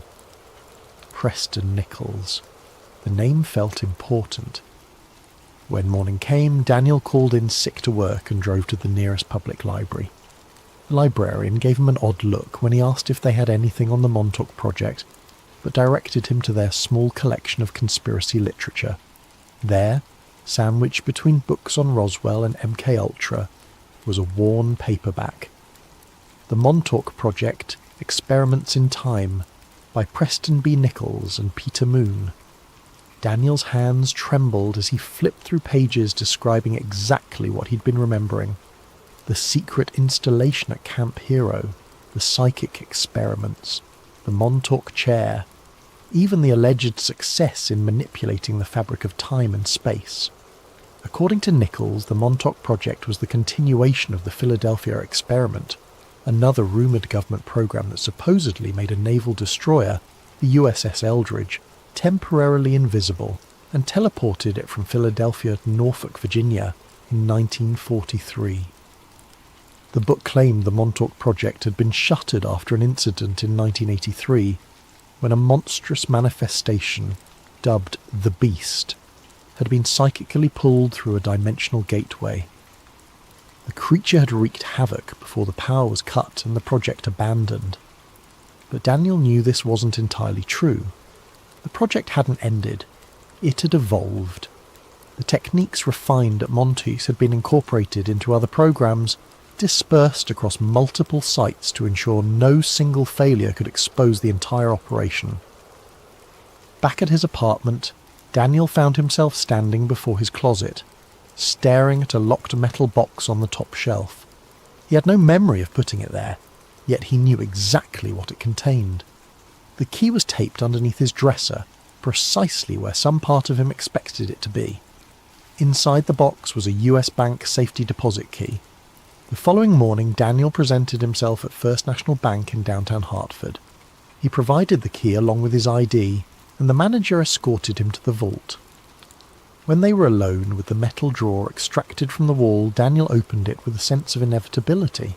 Inside lay a manila envelope, sealed with red security tape bearing federal classifications he shouldn't have had access to. He broke the seal and emptied the contents onto the small table. Photographs spilled out, black and white images of children in a sterile facility. In several, Daniel recognised his younger self, perhaps 10 years old, wired to various machines. In one particularly disturbing image, he sat in a massive chair surrounded by Tesla coils and computer banks, his small form almost swallowed by the ominous apparatus. There were documents too, partial research notes, diagrams of the Montauk chair annotated with equations that made his eyes hurt to look at, and a map of Camp Hero with underground sections marked in red. At the bottom of the pile lay a compact disc in a paper sleeve, unmarked except for a date. August 12th, 1983, the day of the alleged beast incident. Most chilling of all was a typed list of names under the heading Project Subjects Delta Group. His own name appeared with a designation that turned his blood cold. Subject 17, Primary Gate Opener. That night, with shaking hands, Daniel loaded the disc into his laptop. After whirring for several seconds, the screen displayed a single video file. The footage was grainy, security camera quality. It showed a concrete room dominated by the chair he'd been drawing obsessively. A boy, himself, was strapped into it, electrodes attached to his temples. Men in lab coats monitored equipment while military personnel stood guard at the doors. A voice off camera counted down. Initiating Delta Protocol in 3, 2, 1. The lights in the facility dimmed as power surged to the chair. Young Daniel's body went rigid, his back arching impossibly as his eyes rolled back. Equipment sparked and smoked. Several technicians backed away nervously. Then, at the centre of the room, the air itself seemed to tear open. A writhing black void that pulsed like a living thing. From within that impossible darkness, something began to emerge. The camera feed distorted violently, static washing across the screen. When the image stabilised, chaos had erupted. People were screaming, running. Blood spattered one of the walls. And at the edge of the frame, partially obscured, was a glimpse of something that couldn't exist in our reality. A mass of shifting geometries and impossible angles that hurt to look at. The final clear image before the video cut to static. Young Daniel staring directly into the camera. Blood streaming from his nose and ears. Mouth moving to form words that seemed addressed to his future self. You have to shut it down before it opens again. Daniel ejected the disc with numb fingers, his mind reeling. Not just from what he'd seen, but from what was happening inside his head. Memories crystallizing, filling in gaps he hadn't known existed. He remembered now.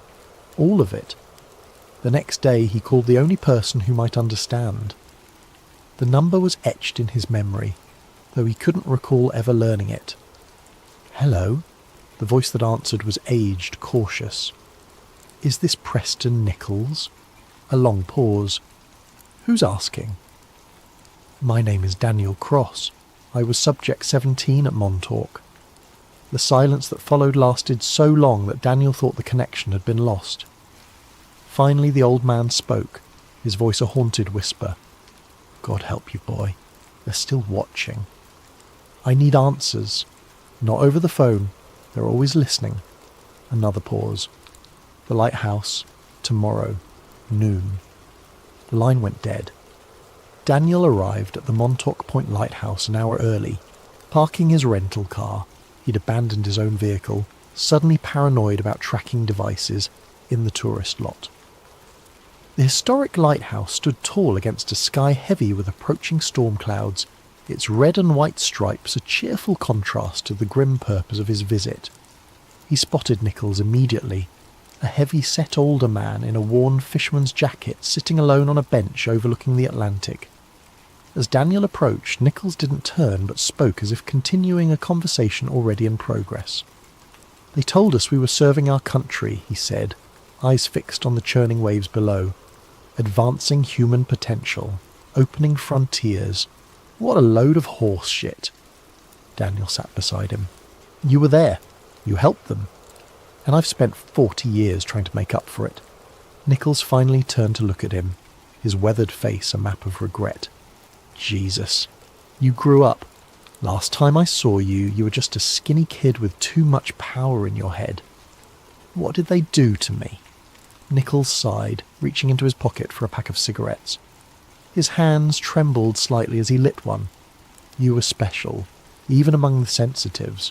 Most of the children could receive impressions, maybe move small objects, but you could create doorways. Doorways to where? That was the question, wasn't it? At first, they were just focused on remote viewing, psychically observing distant locations. Then they realized some of you kids could not just see, but reach. And you, Daniel, you could open gates that others could step through." The old man took a long drag from his cigarette. "They started small, different rooms in the facility, then different points in time, just minutes at first, then hours, then years. By 82, they had you opening doorways to other places entirely." "The beast," Daniel said quietly. Nichols' face went ashen. "You remember?" "I found a recording." "Then you know what happened. What came through wasn't from another place on Earth, not even from another time. It was from somewhere else, somewhere that operates under different physical laws." Nichols stubbed out his cigarette with more force than necessary. "We lost 16 people that day before they cut the power. And the thing, it didn't die. It just folded back into dimensions we can't perceive." Daniel's head throbbed with half-formed memories. "They shut it down after that." "Officially, yes. The Montauk project was terminated, the facility sealed. But you know better, don't you?" Nichols fixed him with a penetrating stare. "They just went deeper underground, compartmentalized. The work continued. But I don't remember anything after that day. I have a whole life. School, college, my job. Artificial memories, very sophisticated. The best MK Ultra techniques combined with targeted chemical therapy. They built you a new identity, brick by brick." Nichols glanced around nervously. "The question is, why are you remembering now?" "The programming doesn't just break down on its own." Before Daniel could respond, his vision split, like a double exposure photograph. Overlaid on the present scene was another image, the same lighthouse, but under clear blue skies, with Nichols wearing different clothes. "Happening again," Nichols was saying, his voice echoing strangely as the two realities flickered and merged. "The temporal distortions are getting worse." Daniel gripped the bench, nauseated by the visual discord. "What's happening to me? Time is bleeding through. Your connection to the Montauk chair never fully severed. It just went dormant." Nichols leaned closer, his face shifting subtly between older and younger versions of himself. "Listen carefully. There's an access point they never sealed. Bunker 14 near the old power station. The equipment is still there. You need to..." The world around them rippled like disturbed water. A crushing pressure built inside Daniel's skull as reality itself seemed to stutter. When it stabilized, Nichols was gone. In his place sat a teenage boy with a familiar face. Nichols, 50 years younger, wearing a Camp Hero security badge. "Find the failsafe before it's too late," the boy continued in Nichols' elderly voice, seemingly unaware of his transformed state. "They're trying to recreate the conditions from 83, but they don't understand the danger. The membrane between worlds is thinner now, weakened by the original experiments." The young Nichols flickered and was replaced by the old man again. He clutched Daniel's arm with surprising strength. "Go back to Camp Hero, find Bunker 14, destroy the chair before they can use it again." Another wave of temporal distortion washed. Hello there, fellow truth-seekers and insomniacs. Before we dive into tonight's tale, I want to know, how was your day? What time is it where you're listening from? Are you tucked away in a cosy bedroom in Ohio, walking the late-night streets of London, or perhaps watching the sunrise from your apartment in Tokyo? Wherever you are in this interconnected world of ours, I'm glad you're here. And hey, if you're enjoying these deep dives into the shadows of our reality, don't forget to subscribe to Sleep Theories. We're building a community of people who aren't afraid to ask the hard questions. Now, let's begin. My name is Julian Stone, and I used to believe I was making the world a better place. For 12 years, I worked as a senior policy analyst at the Arcus Foundation, one of those shadowy think tanks that most people have never heard of, but whose fingerprints are on every major global initiative of the past 3 decades. We had offices in Geneva, New York and Brussels, gleaming towers of glass and steel, where brilliant minds gathered to solve humanity's greatest challenges. Or so I thought. The Arcus Foundation's mission statement was poetry in corporate speak, advancing global harmony through unified policy frameworks and sustainable governance solutions. We consulted with the UN on climate initiatives, advised the IMF on economic stability measures, and provided research support to the World Economic Forum's annual gatherings in Davos. I felt like I was part of something important, something that mattered. I specialised in demographic transition models, studying how populations respond to policy changes, economic pressures, and social interventions. My reports influenced food distribution programs in sub-Saharan Africa, urban planning initiatives in Southeast Asia, and immigration policies across the European Union. The work was intellectually stimulating, well compensated, and came with the satisfaction of knowing that my analysis was helping shape a more equitable world. That was before March 15th, 2024. Before I discovered what we were really building, the day started like any other. I arrived at our Geneva office at 7:30 a.m, grabbed my usual double espresso from the lobby cafe, and settled into my corner workspace on the 14th floor. The Alps were visible through my window, their snow-capped peaks catching the morning light. A view that never failed to remind me how fortunate I was to be there. My supervisor, Dr. Elena Vasquez, stopped by my desk around 9 a.m. Elena was a former World Bank economist with connections that reached into every major international organisation. She had recruited me personally from Columbia University, where I'd completed my PhD in applied policy analysis. Over the years, she'd become something like a mentor to me. "Julian, we have a situation," she said, her usually composed demeanour showing cracks of stress. "There was a security breach in our server infrastructure last night. Nothing critical was compromised, but we need a full audit of our internal document database. I'm putting you in charge of the cleanup." This wasn't unusual. Think tanks like ours were constant targets for corporate espionage, activist hackers, and foreign intelligence services. Our cybersecurity protocols were robust, but no system was perfect. I'd handled similar situations before, cataloguing sensitive documents, ensuring proper classification levels, and identifying any potential vulnerabilities in our information architecture. "What kind of breach are we talking about?" I asked, already pulling up our security monitoring dashboard. "Attempted penetration of our archived research database. The intrusion was blocked, but it triggered an automatic review protocol. Legal wants everything above classification level 7 to be personally verified by senior staff." Elena handed me a secure tablet loaded with administrative credentials. "Start with the Governance Innovation Archive. That's where our most sensitive collaborative research is stored." The Governance Innovation Archive. I'd heard references to it in high-level meetings, but had never had clearance to access it directly. My excitement at finally getting a peek behind the curtain was tempered by the tedious nature of the task ahead. Archive reviews were notoriously time-consuming. Thousands of documents to be sorted, verified, and reclassified. I spent the morning working through routine policy papers, demographic studies and economic forecasting models. Most of it was familiar territory, research I'd either contributed to or referenced in my own work. The sun traced its arc across the sky as I methodically processed file after file. It was around 2:30 p.m. when I found it. The document was buried deep in a subfolder labelled Historical Research Initiatives, nestled between a 1997 study on European monetary integration and a 2001 analysis of post-Soviet economic transitions. The file name was innocuous: GI Archive Reset Framework version 7.pdf. But when I opened it, the blood in my veins turned to ice water. Project RESET Comprehensive Societal Restructuring Protocol. Classification level, Obsidian. Distribution, Council authorization only. Date, August 12, 1998. The document was 247 pages long. What I read in those pages would shatter everything I thought I knew about the world, about my work, and about the true nature of the organisations I'd devoted my career to serving. The executive summary was clinical in its brutality. The transition to harmonised global governance requires systematic deconstruction of existing national sovereignty frameworks, followed by controlled reconstruction under unified administrative protocols.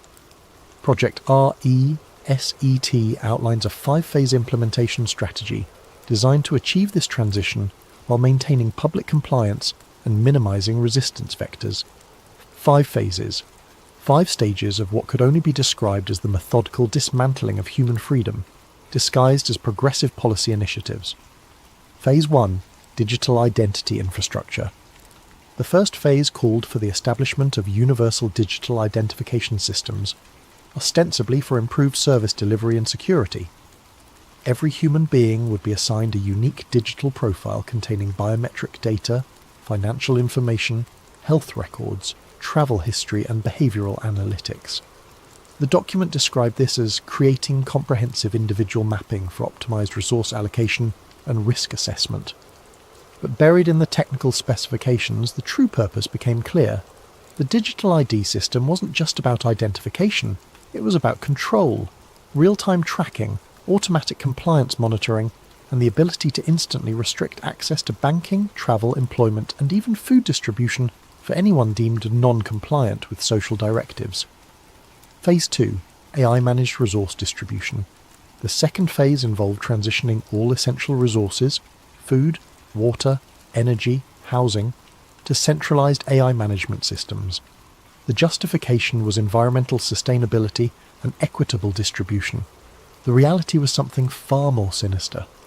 The document outlined algorithms that would determine individual resource allocations based on social contribution scores, behavioural compliance metrics, and demographic optimization parameters.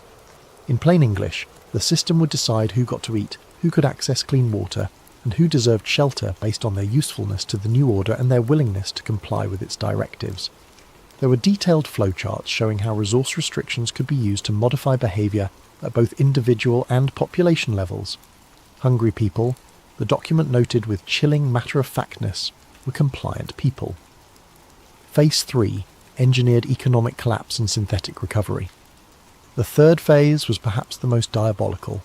It called for the deliberate triggering of a global economic collapse through coordinated actions, synchronized market crashes, currency devaluations, supply chain disruptions, and debt crisis escalations. The chaos would be blamed on external factors, pandemics, climate disasters, geopolitical conflicts, or technological failures. In the aftermath of this engineered collapse, a new economic system would be introduced as the necessary solution to prevent future catastrophes. This system would be entirely digital, completely traceable, and fully controlled by the same AI networks managing resource distribution. Private property rights would be eliminated in favour of sustainable stewardship models. Individual economic autonomy would disappear. Phase 4. Unified surveillance architecture. The fourth phase involved the integration of all monitoring systems into a single, omnipresent surveillance network. Every device, every sensor, every camera would feed into a central intelligence system capable of tracking and analysing human behaviour in real time.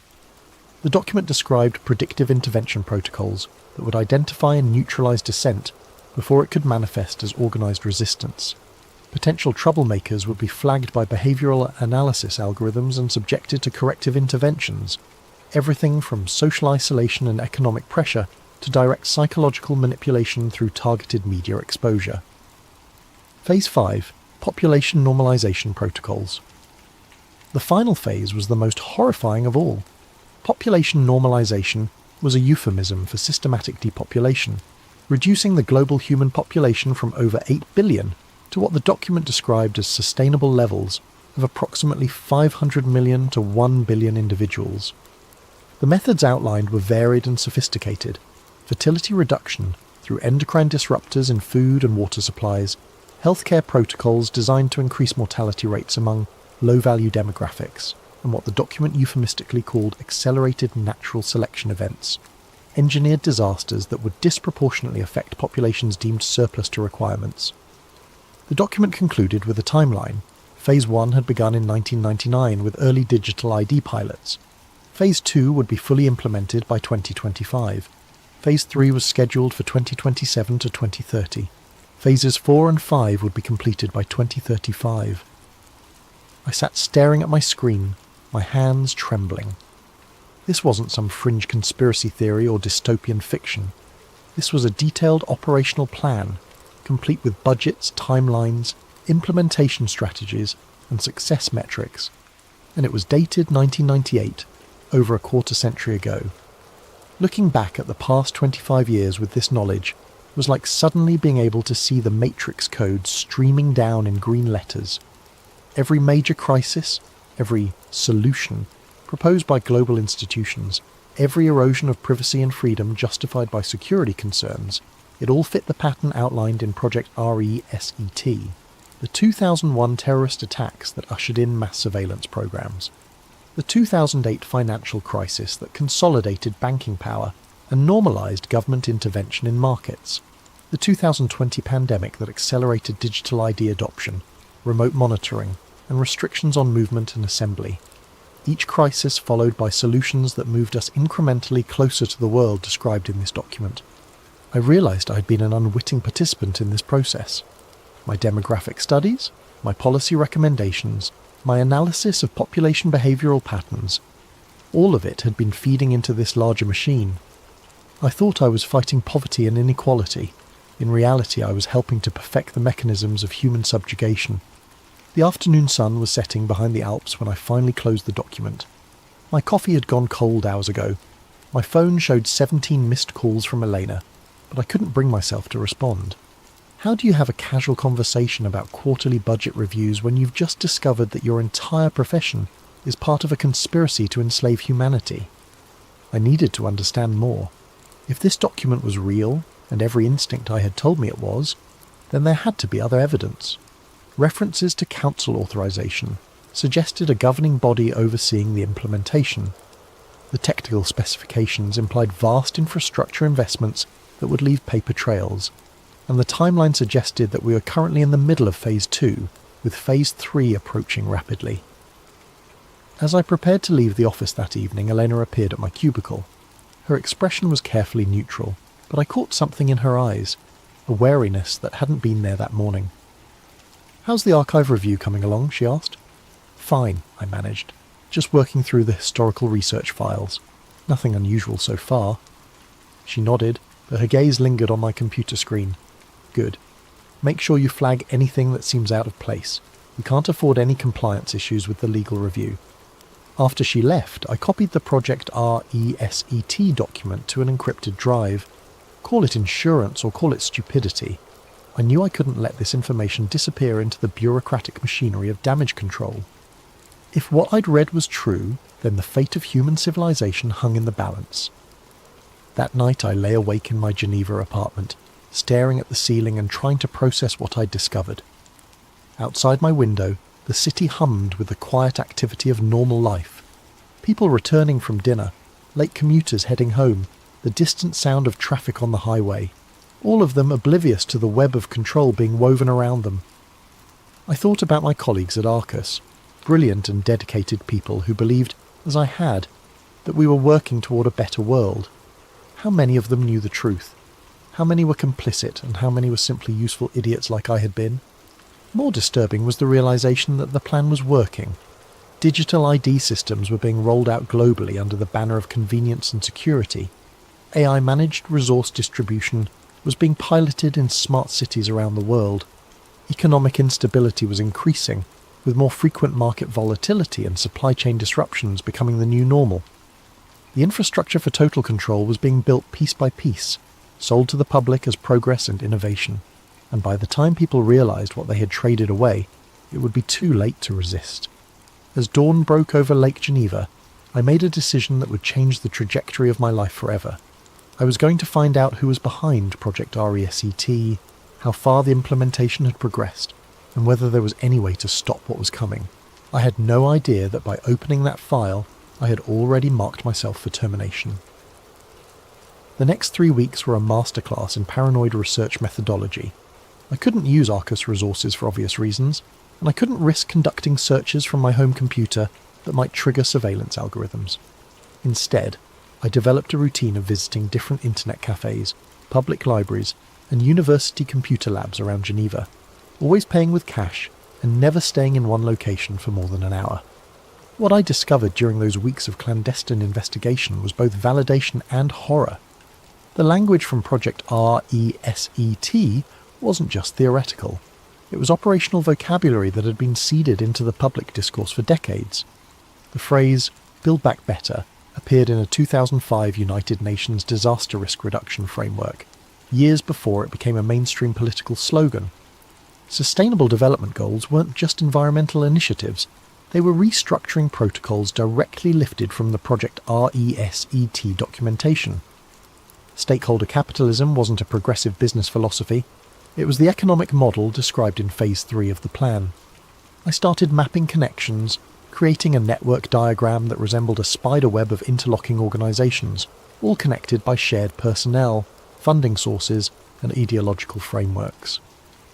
At the centre of this web were names that any political science student would recognise: the Bilderberg Group, the Trilateral Commission, the Council on Foreign Relations, the Club of Rome, and the World Economic Forum. But it was the personnel overlaps that made the pattern undeniable. The same individuals appeared on the boards of multiple organisations, moved seamlessly between government positions and private sector roles, and maintained influence networks that spanned decades. These weren't coincidences, they were evidence of coordinated long-term planning. Dr. Klaus Müller, for instance, had served on the board of the Arcus Foundation since 2003, while simultaneously holding positions with the Trilateral Commission and maintaining an advisory role with the World Economic Forum. His academic credentials were impeccable. PhD in International Relations from Harvard, former Deputy Director of the IMF. But his career trajectory revealed a pattern of strategic positioning within the exact organisations mentioned in Project RESET. Elena Vasquez, my own supervisor, had spent 3 years with the World Bank before joining Arcus. Her previous role involved developing population optimization models for developing nations, work that, in light of what I now knew, took on a sinister new meaning. The more I dug, the more I realised that the world of international policy wasn't the collegial academic environment I had believed it to be. It was a carefully orchestrated theatre, with different organisations playing complementary roles in advancing the same underlying agenda. The Bilderberg Group provided high-level strategic coordination, bringing together political leaders, corporate executives, and academic experts for closed-door discussions that never appeared in public records. The World Economic Forum served as the public face of the agenda, packaging radical social restructuring as progressive innovation and corporate responsibility. The Club of Rome provided intellectual legitimacy, producing research that supported predetermined policy conclusions. And think tanks like Arcus served as implementation arms, developing the detailed technical frameworks that transformed abstract plans into concrete policies. It was during my 4th week of investigation that I made contact with Harper. I was sitting in a small cafe near the University of Geneva, cross-referencing attendance lists from various international conferences, when I noticed someone had left a newspaper on the adjacent table. Folded inside the newspaper was a handwritten note. "You're asking the right questions, but you're asking them in the wrong places. Tomorrow, 3 p.m, Parc des Bastions, near the Reformation Wall. Come alone." My first instinct was to ignore it. Paranoia was an occupational hazard when researching conspiracy theories, and I had no way of knowing whether this was a genuine contact or an elaborate trap. But the note demonstrated knowledge of my research activities that was both impressive and terrifying. Someone had been watching me, tracking my movements, and monitoring my investigation. The next afternoon, I found myself walking through Parc des Bastions with sweaty palms and a racing heart. The Reformation Wall loomed ahead of me, a massive stone monument celebrating the Protestant Reformation, with larger-than-life statues of religious reformers who had challenged the established order of their time. The irony wasn't lost on me. Harper was waiting on a bench facing the monument. He looked to be in his 60s, with silver hair and the kind of weathered face that suggested a lifetime of difficult experiences. His clothing was unremarkable, a grey wool coat, dark slacks, leather shoes that had seen better days, but his eyes were alert and calculating, constantly scanning our surroundings with the practised vigilance of someone accustomed to danger. "Julian Stone," he said as I approached. It wasn't a question. I sat down beside him, maintaining the pretense of casual conversation in case we were being observed. "How do you know who I am?" "I know because I've been watching the Watchers for longer than you've been alive." His accent was British, with traces of something else, perhaps South African or Australian. "My name is Harper. I used to work for Her Majesty's Secret Intelligence Service until I learned some things that made continuing that work problematic." We sat in silence for a moment, watching tourists take photographs of the monument. A group of school children ran past, laughing and playing games that seemed impossibly innocent, given the conversation I was about to have. "You found the Project RESET documentation," Harper continued. "Impressive work, considering the access restrictions. Most people in your position never make it past the first layer of classification. Most people in my position, policy analysts, research coordinators, academic consultants, the intellectual workforce that powers the think tank ecosystem. You're all kept in comfortable compartments, given enough information to do your jobs effectively, but never enough to see the complete picture. It's an elegant system, really. The vast majority of people working within the network genuinely believe they're contributing to positive change." Harper reached into his coat and withdrew a slim folder. "But you've seen behind the curtain now. The question is, what do you intend to do with that knowledge?" I took the folder, glancing around to ensure we weren't attracting attention.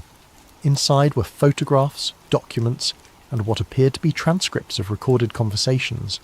The material was far more detailed than anything I had discovered during my own research.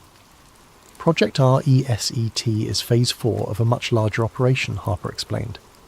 The planning began in the 1970s, when a group of industrialists, academics, and political leaders became convinced that democratic governance was incompatible with long-term social stability. They believed that ordinary people were too short-sighted, too emotional, and too self-interested to make rational decisions about complex global challenges. The first document in the folder was a memorandum dated 1975, bearing the letterhead of the Club of Rome. The subject line read, "Crisis of Democracy, Toward Managed Governance Solutions." The oil crisis of 1973 was a test run, Harper continued, a demonstration of how quickly modern civilization could be disrupted and how readily populations would accept authoritarian measures if they were presented as temporary emergency responses. The success of that operation convinced the planners that more comprehensive interventions were not only possible, but necessary. I flipped through pages of meeting minutes, budget allocations, and organisational charts. Names I recognised from my research appeared throughout the documentation, along with others I'd never heard of, shadowy figures who seemed to wield enormous influence while maintaining complete public anonymity. "Wars and pandemics are what they call the moments of acceleration," Harper said. "Periods when normal political processes can be bypassed and fundamental changes can be implemented under the justification of emergency response. The 2001 attacks accelerated surveillance infrastructure development by at least a decade. The 2020 pandemic accelerated digital control systems by another decade." A photograph in the folder showed a group of men in expensive suits standing around a conference table. The image quality suggested it had been taken with a hidden camera. Harper pointed to a figure partially obscured by shadows. "That's Dr. Heinrich Strasser, primary architect of the population normalization protocols. Officially, he's a retired professor of demographics from the London School of Economics. Unofficially, he's the man responsible for calculating optimal population levels and developing implementation strategies for achieving those targets." The casual way Harper discussed mass depopulation sent chills down my spine. We were talking about the systematic elimination of billions of human beings, as if it were an abstract policy problem to be solved through careful planning and efficient execution. "Why are you telling me this?" I asked. Harper was quiet for a long moment, watching a young couple push a stroller along the path in front of us. because the timeline has accelerated. What was supposed to be a gradual transition over several decades is now being compressed into a few years. The planners are concerned about growing public awareness and resistance, so they've decided to move directly to Phase 3, the economic collapse scenario. He handed me a small device that looked like a modified smartphone. Everything you need to understand the current operational status is on that device. Meeting schedules, communication intercepts, financial transaction records. But be warned, accessing this information will mark you as a priority target. They won't try to discredit you or buy you off. They'll simply make you disappear. I pocketed the device, my hands trembling. What about you? How have you managed to avoid disappearing? Harper smiled grimly. I haven't. The man who used to be called Harper died in a car accident in Morocco 15 years ago, according to official records. The person sitting next to you is a ghost, and ghosts have certain advantages when it comes to moving through the world undetected. We parted ways without shaking hands or exchanging contact information. Harper simply stood up, walked away, and disappeared into the crowd of tourists and afternoon shoppers. I remained on the bench for another hour, trying to process what I had learned, and struggling with the magnitude of the decisions I now faced. That evening I examined the device Harper had given me. The interface was unlike anything I'd seen before, clearly custom-built with security features that went far beyond commercial encryption standards. The data it contained was staggering. Real-time intelligence on Project RESET implementation across multiple continents, detailed profiles of key personnel, financial flows between organisations, and most disturbing of all, operational timelines for the next phase of the plan. According to the intelligence Harper had provided, Phase 3, the engineered economic collapse, was scheduled to begin within 18 months. The trigger would be a coordinated cyber attack on critical financial infrastructure, blamed on state-sponsored hackers but actually orchestrated by the same network that had been planning global restructuring for decades. The attack would simultaneously cripple banking systems, electrical grids, supply chains and communication networks across North America and Europe. In the chaos that followed, emergency powers would be invoked, constitutional protections would be suspended, and the new digital control systems would be implemented as temporary security measures. Within 6 months of the collapse, the new economic system would be fully operational. Physical currency would be eliminated in favour of digital transactions that could be monitored, controlled, and restricted in real time. Universal basic income would be introduced, but payment would be conditional on compliance with behavioural modification programs. Private property rights would be suspended in favour of collective stewardship models managed by AI allocation algorithms. Anyone who resisted the transition would find themselves cut off from the economic system entirely, unable to buy food, unable to access shelter, unable to travel or communicate. Social pressure and biological necessity would force compliance within weeks. The plan was brilliant in its simplicity and horrifying in its implications. By engineering a crisis and positioning themselves as the solution, the architects of Project RESET could implement total social control while maintaining the illusion of democratic legitimacy. The public would beg for the very chains that enslaved them.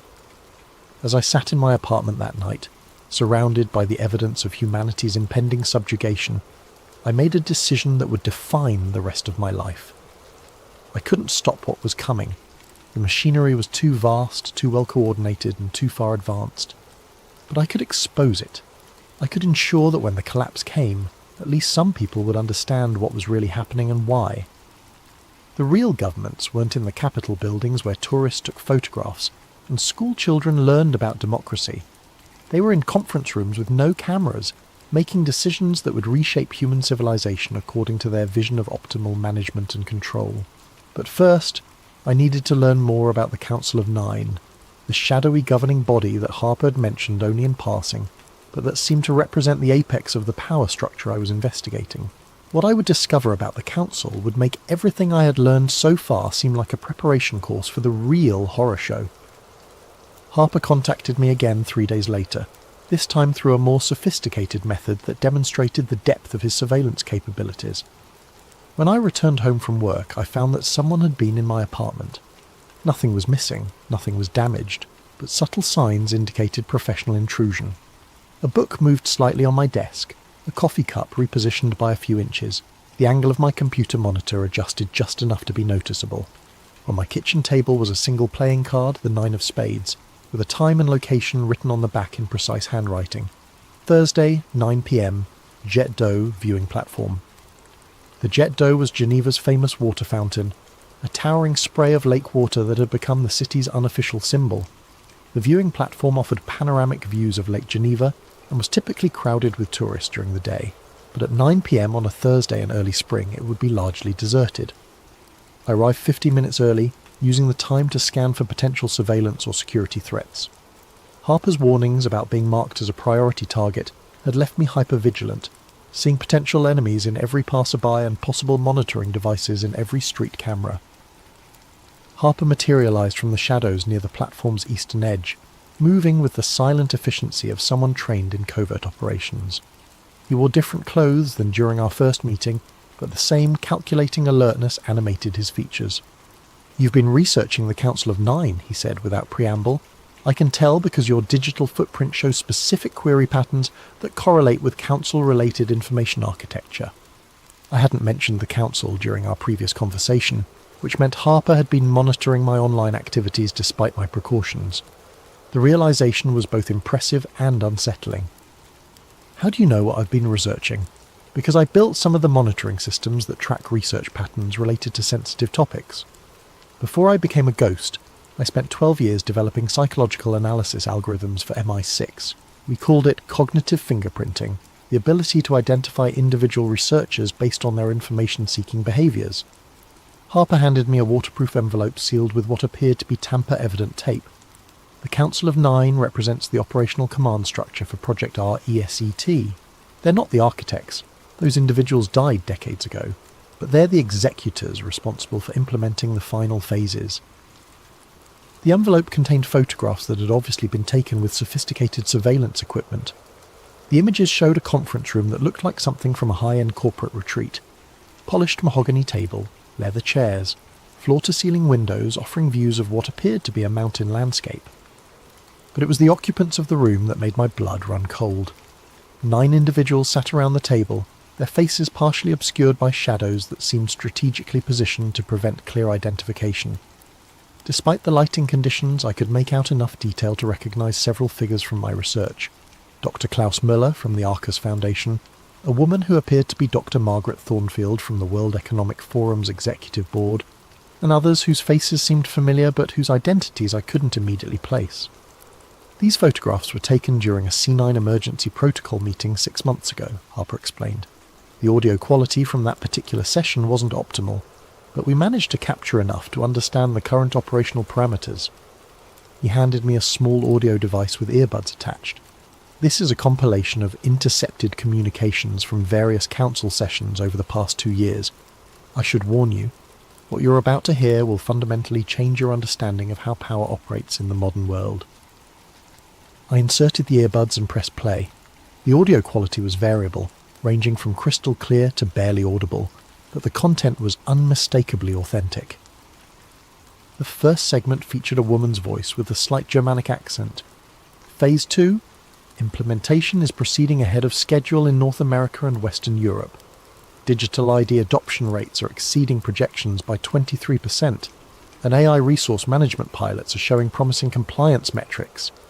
A male voice responded, "What about resistance indicators?" The psychological analysis models predicted higher levels of public pushback by this stage. "Resistance has been effectively channeled into harmless outlets," the woman replied. "Social media algorithms are directing dissent toward peripheral issues, cultural conflicts, partisan political divisions, environmental activism. The core infrastructure development continues without meaningful opposition." The recording shifted to what appeared to be a different meeting. The audio quality was clearer, allowing me to distinguish individual speakers more easily. "The timeline for Phase 3 has been moved up," announced a voice I recognised as belonging to Dr. Klaus Müller. "Recent polling data suggests that public awareness of systematic restructuring is approaching critical thresholds. We need to initiate the collapse scenario before organised resistance can develop." Another voice, older and more gravelly, expressed concern. "Acceleration carries significant risks.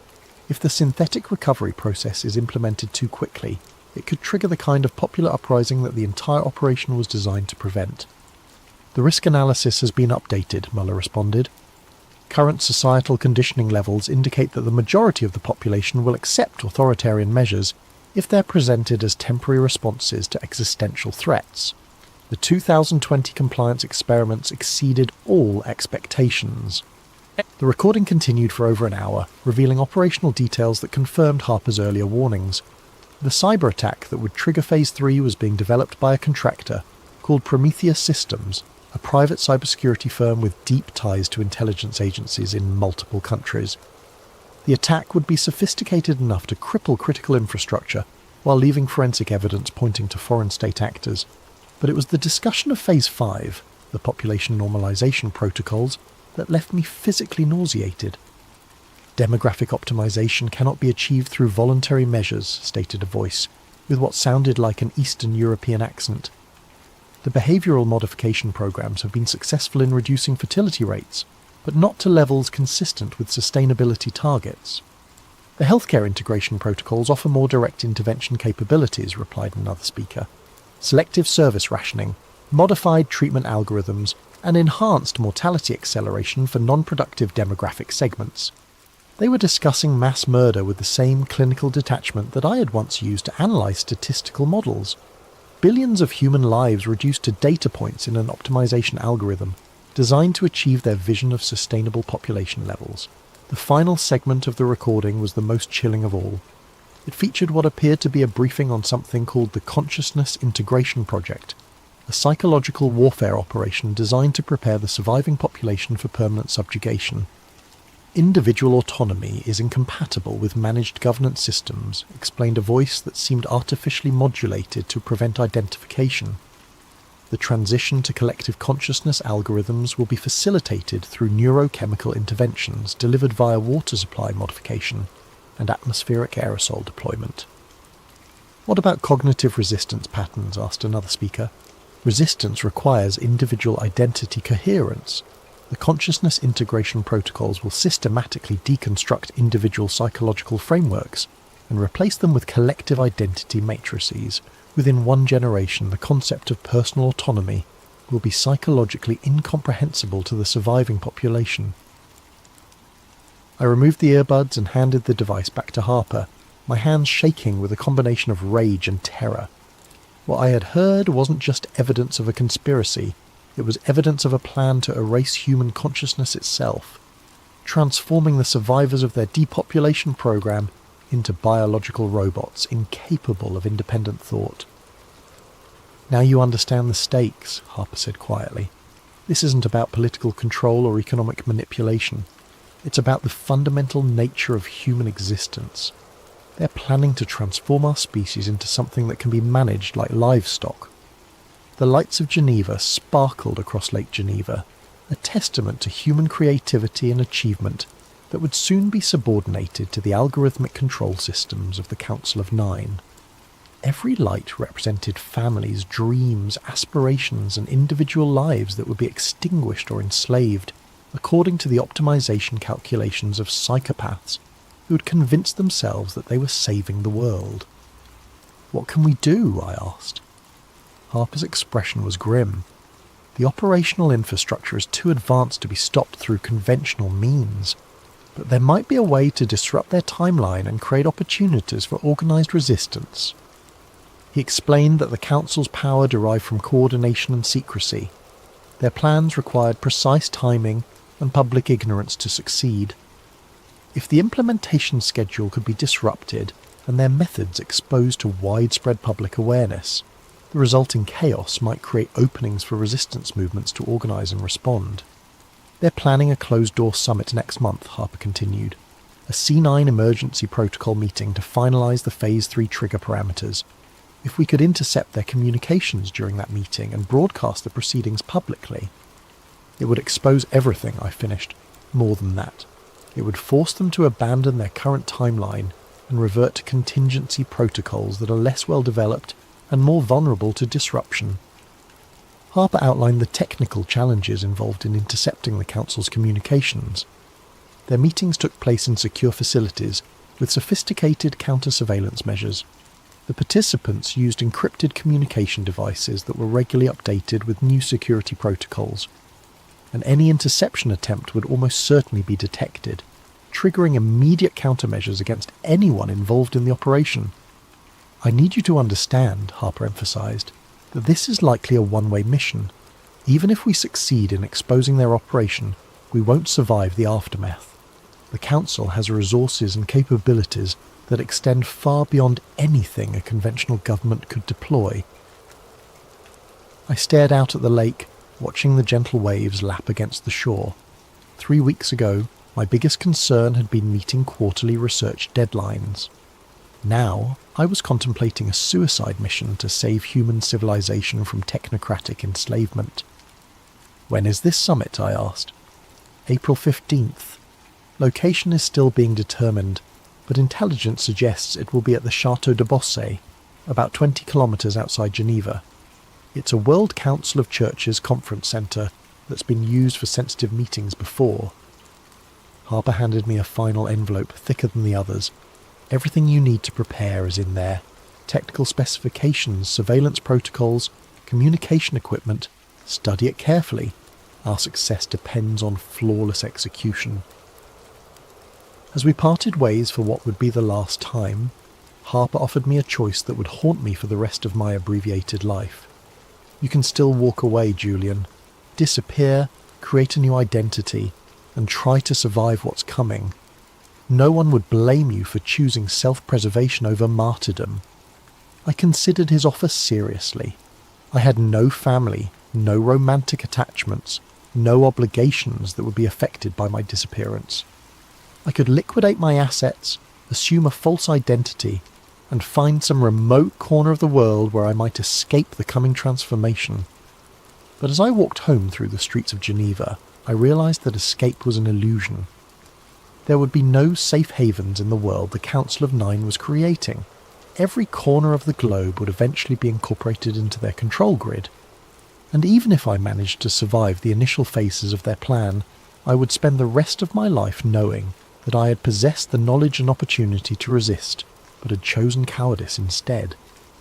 The next morning I submitted my resignation to the Arcus Foundation, citing family health issues that required my immediate attention.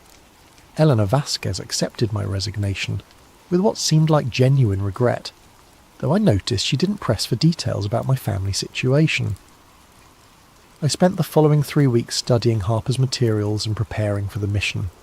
The technical challenges were formidable, but not insurmountable. The Château de Bossé's security systems were sophisticated, but not impregnable. More importantly, Harper had provided me with detailed intelligence about the Council's communication protocols and meeting procedures. The plan was elegantly simple.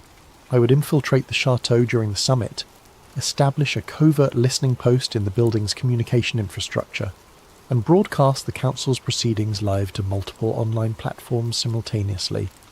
The global exposure would make it impossible for them to suppress the information or maintain the fiction of legitimacy. April 15th arrived with an unseasonable spring snowstorm that provided perfect cover for my approach to the chateau. I'd spent the previous night in a small hotel in Séligny, using the time to conduct final equipment checks and mentally prepare for what was likely to be my final mission. The chateau was an imposing medieval structure surrounded by manicured gardens and modern security installations. Thermal imaging revealed the presence of at least 12 security personnel, along with the 9 council members and their personal staff. The building's communication systems were exactly as Harper had described. A central server room in the basement that handled all electronic communications for the facility. I made my approach through the gardens, using the snow and darkness to avoid the exterior security cameras. Harper's intelligence had identified a service entrance that was monitored but not heavily guarded. A simple electronic lock bypass granted me access to the building's interior. The next 30 minutes were the most terrifying of my life. Moving through the chateau's corridors while armed security personnel patrolled just meters away required a level of stealth and nerve that I had never before been required to demonstrate. Every creak of the floorboards, every shadow in the hallways, every distant sound could have meant discovery and immediate termination. The server room was located exactly where Harper's blueprints had indicated. The communication equipment was more sophisticated than anything I had worked with before, but Harper's technical specifications were precise enough to guide me through the installation process. I had just finished establishing the connection to my broadcasting equipment when the voices began echoing through the chateau's ventilation system. The meeting was taking place in what had once been the chateau's grand library, a room lined with ancient books and dominated by a massive fireplace. Through the building's internal communication system, I could hear every word with crystal clarity. Phase 3 implementation begins in 72 hours, announced a voice I recognised from Harper's recordings, Dr. Klaus Müller. Prometheus Systems has confirmed that the cyber attack vectors are fully operational and undetectable. Critical infrastructure across North America and Western Europe will be compromised simultaneously. The casual way he discussed the orchestrated collapse of civilization sent chills down my spine. These weren't desperate revolutionaries fighting against an oppressive system. They were the architects of oppression itself, calmly discussing the implementation of totalitarian control with the same tone I had once used to discuss quarterly budget projections. What about contingency protocols if the public response exceeds manageable parameters? Asked a woman's voice with a slight accent that could have been Scandinavian. Public response has been extensively modelled, replied another speaker. Current psychological conditioning levels indicate that 73% of the population will comply with emergency directives within the first week. An additional 19% will require moderate coercion, restriction of services, economic pressure, social isolation. Only 8% are projected to offer sustained resistance. My hands trembled as I adjusted the recording equipment. They were discussing the subjugation of billions of human beings as if they were managing a corporate restructuring project. The clinical precision of their planning made their intentions even more horrifying. The 8% resistance demographic will be addressed through Phase 4 acceleration, continued Muller. Enhanced surveillance protocols and predictive intervention algorithms will identify resistance cells before they can organise effectively. Those individuals will be transferred to controlled population centres for behavioural modification. And if behavioural modification proves insufficient, asked another voice. There was a pause before Muller responded. Then they will be reclassified as surplus population and processed according to Phase 5 protocols. Processed? They were talking about mass murder using the sanitised language of industrial efficiency. The conversation shifted to technical implementation details that were even more disturbing than the broad strategic discussion. They had developed sophisticated psychological manipulation techniques designed to make people grateful for their own enslavement. The economic collapse would be followed by a recovery program that would gradually introduce the new control systems as benevolent solutions to the problems they had created. The consciousness integration protocols show remarkable promise, reported a speaker, whose voice seemed artificially modulated. Test populations in controlled environments demonstrate complete behavioural compliance within 18 months of implementation. Individual identity dissolution proceeds according to projections, with subjects reporting increased satisfaction and social harmony. They had been experimenting on human populations. Somewhere in the world, there were communities that had already been transformed into the kind of managed livestock that the Council envisioned for all of humanity. What about the intellectual infrastructure? Asked another voice. Scientific research, technological development, creative production. These activities require some level of individual cognitive autonomy. Managed creativity protocols have been successfully implemented, came the response. Intellectual production can be optimized through selective cognitive enhancement of designated individuals while maintaining overall population compliance. The creative class will be a managed resource, like any other essential service. Even human creativity would be subordinated to their control systems. Artists, writers, scientists, and inventors would be reduced to biological machines producing innovations according to centrally planned directives. But it was the next part of their conversation that made me realise the true scope of their ambitions. The interplanetary expansion protocols require careful coordination with Phase 5 implementation, announced a voice I hadn't heard before. Optimal population levels for Earth-based operations must be maintained while developing sustainable colonies for the management class. They weren't just planning to control Earth, they were planning to expand their control system to other planets. The population reduction wasn't just about sustainability, it was about creating a manageable labour force, while the ruling class established themselves as the founders of interplanetary civilization. Mars colony infrastructure development is proceeding ahead of schedule, reported another speaker. The first management class settlement can be established within 15 years, with full operational capability within 30. Earth-based population levels can be reduced to maintenance requirements, while interplanetary expansion continues. The vision was breathtaking in its scope and horrifying in its implications. Earth would become a managed preserve populated by enslaved humans whose consciousness had been technologically altered to ensure compliance. Meanwhile, the architects of this system would establish themselves as the lords of a new cosmic empire, free from the limitations and messy complications of democratic governance. I was so absorbed in the horror of what I was hearing that I almost missed the sound of footsteps in the corridor outside the server room. My blood turned to ice as I realised that someone was approaching my hiding place. The door opened slowly, revealing a figure in dark clothing carrying what appeared to be a sophisticated detection device. He swept the room methodically, his equipment clearly designed to identify unauthorised electronic devices. For a moment our eyes met across the server room. He was younger than I had expected, probably in his 30s, with the kind of athletic build that suggested military or law enforcement training. His expression was professionally calm, but I could see the calculation in his eyes as he assessed the situation. "Dr. Julian Stone," he said quietly. "You're not supposed to be here." I had been caught, but the recording was still active. My mission could still succeed if I could delay long enough for the broadcast to complete. "Neither are you, I'd imagine," I replied, trying to keep my voice steady. "Unless you're part of their security detail." He smiled grimly. "I'm part of something else entirely. Someone who shares your concerns about what's happening in that room upstairs." The revelation that I wasn't alone in my resistance lifted a weight from my shoulders that I hadn't realised I was carrying. How many others are there?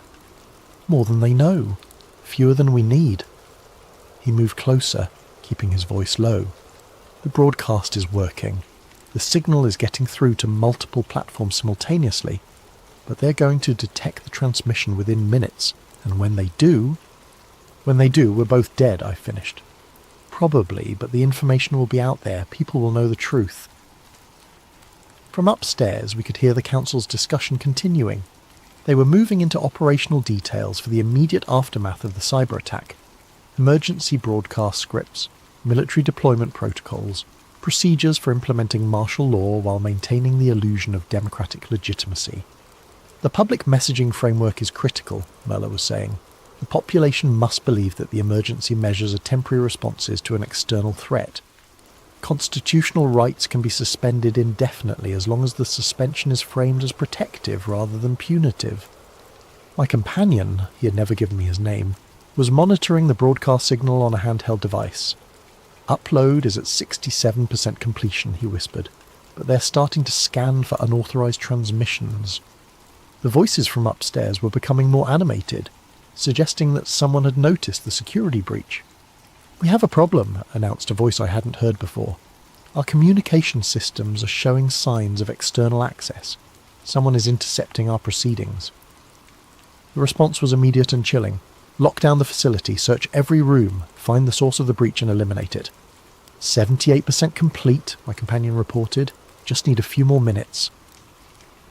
But we didn't have a few more minutes. The sound of heavy footsteps was echoing through the corridors as security personnel began a systematic search of the building. It was only a matter of time before they reached the server room. 85% complete, came the whispered update. The footsteps were getting closer. I could hear radio chatter as the security team coordinated their search pattern. The voices were professional, efficient, and absolutely ruthless.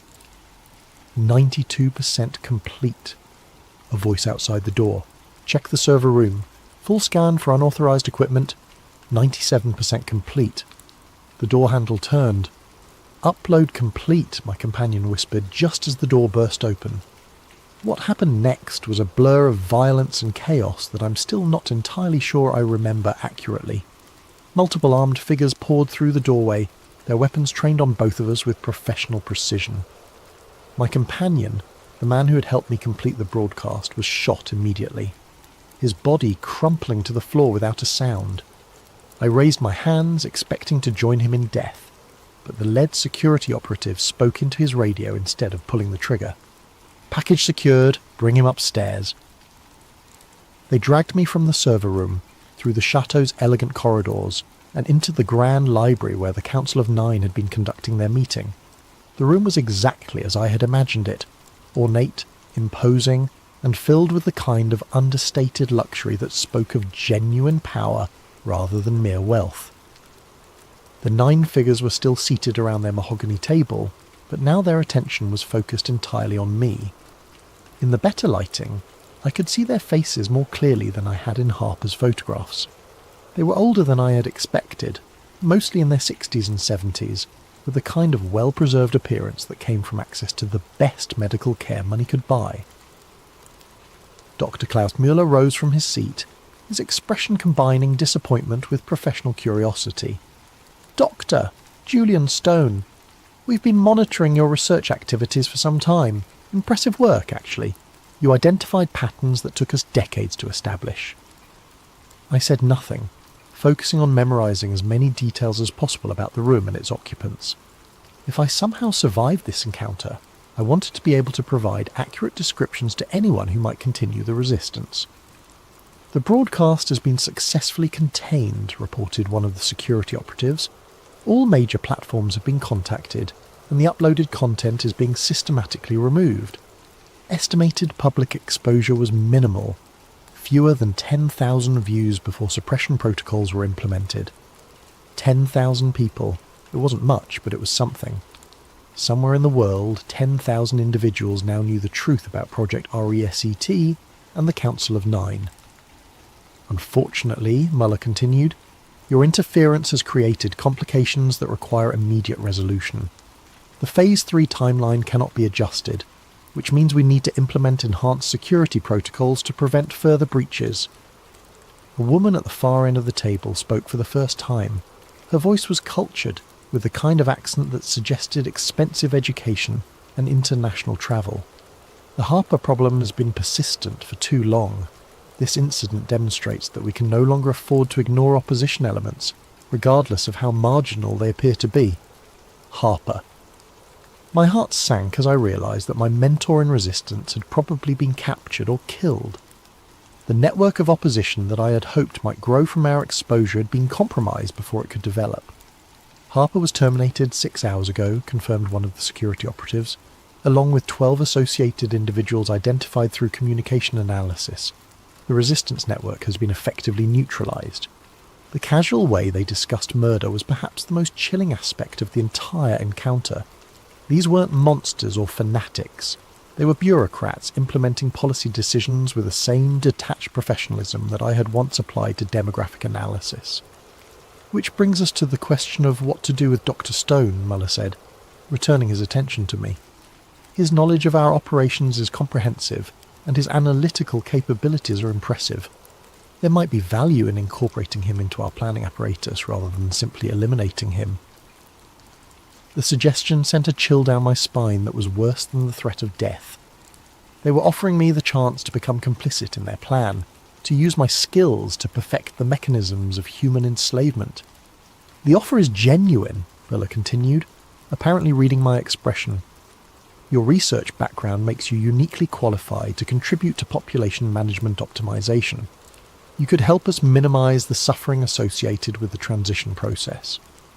"Minimize the suffering of genocide, you mean?" I replied, speaking for the first time since being brought into the room. "Genocide is an emotionally charged term that doesn't accurately describe our objectives," responded the woman who had spoken earlier. "We're implementing a comprehensive restructuring program designed to ensure long-term human survival. The current population levels are unsustainable, and democratic governance systems have proven incapable of addressing existential challenges." They genuinely believed they were saving humanity. The realization was somehow more terrifying than simple malice would have been.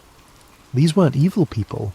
They were intelligent, educated individuals who had convinced themselves that totalitarian control and mass murder were necessary for the greater good.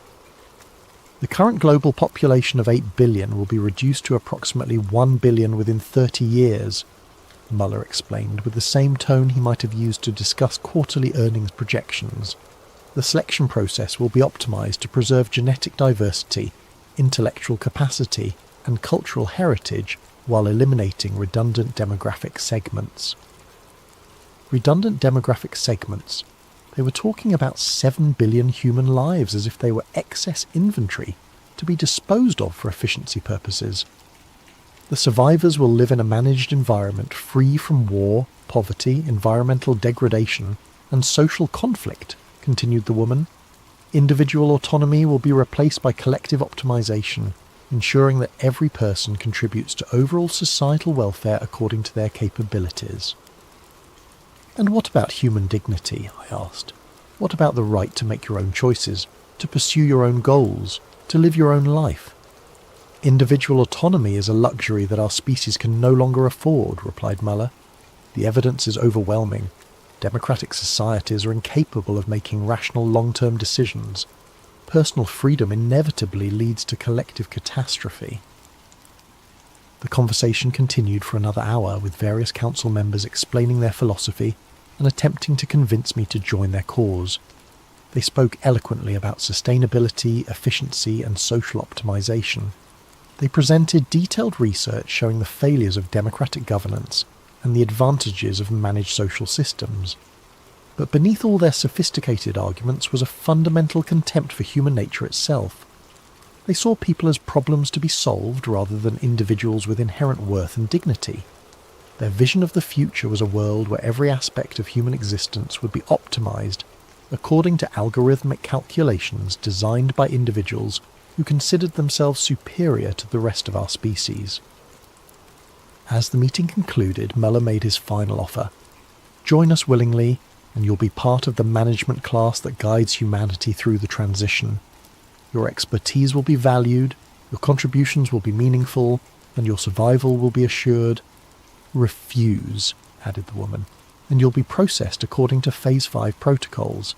Your knowledge makes you too dangerous to be allowed to live as a private citizen, but not valuable enough to preserve against your will. The choice was clear, collaboration or death. But there was a third option that they hadn't considered. I need time to think about it, I said. Mueller nodded. You have until tomorrow evening, but understand that this is the only offer you'll receive. Choose wisely. They returned me to a secure holding room in the chateau's lower level, a comfortable but windowless space that was clearly designed for temporary detention. The door was locked from the outside, and I could hear the subtle hum of electronic surveillance equipment monitoring my activities. But they had made a crucial mistake.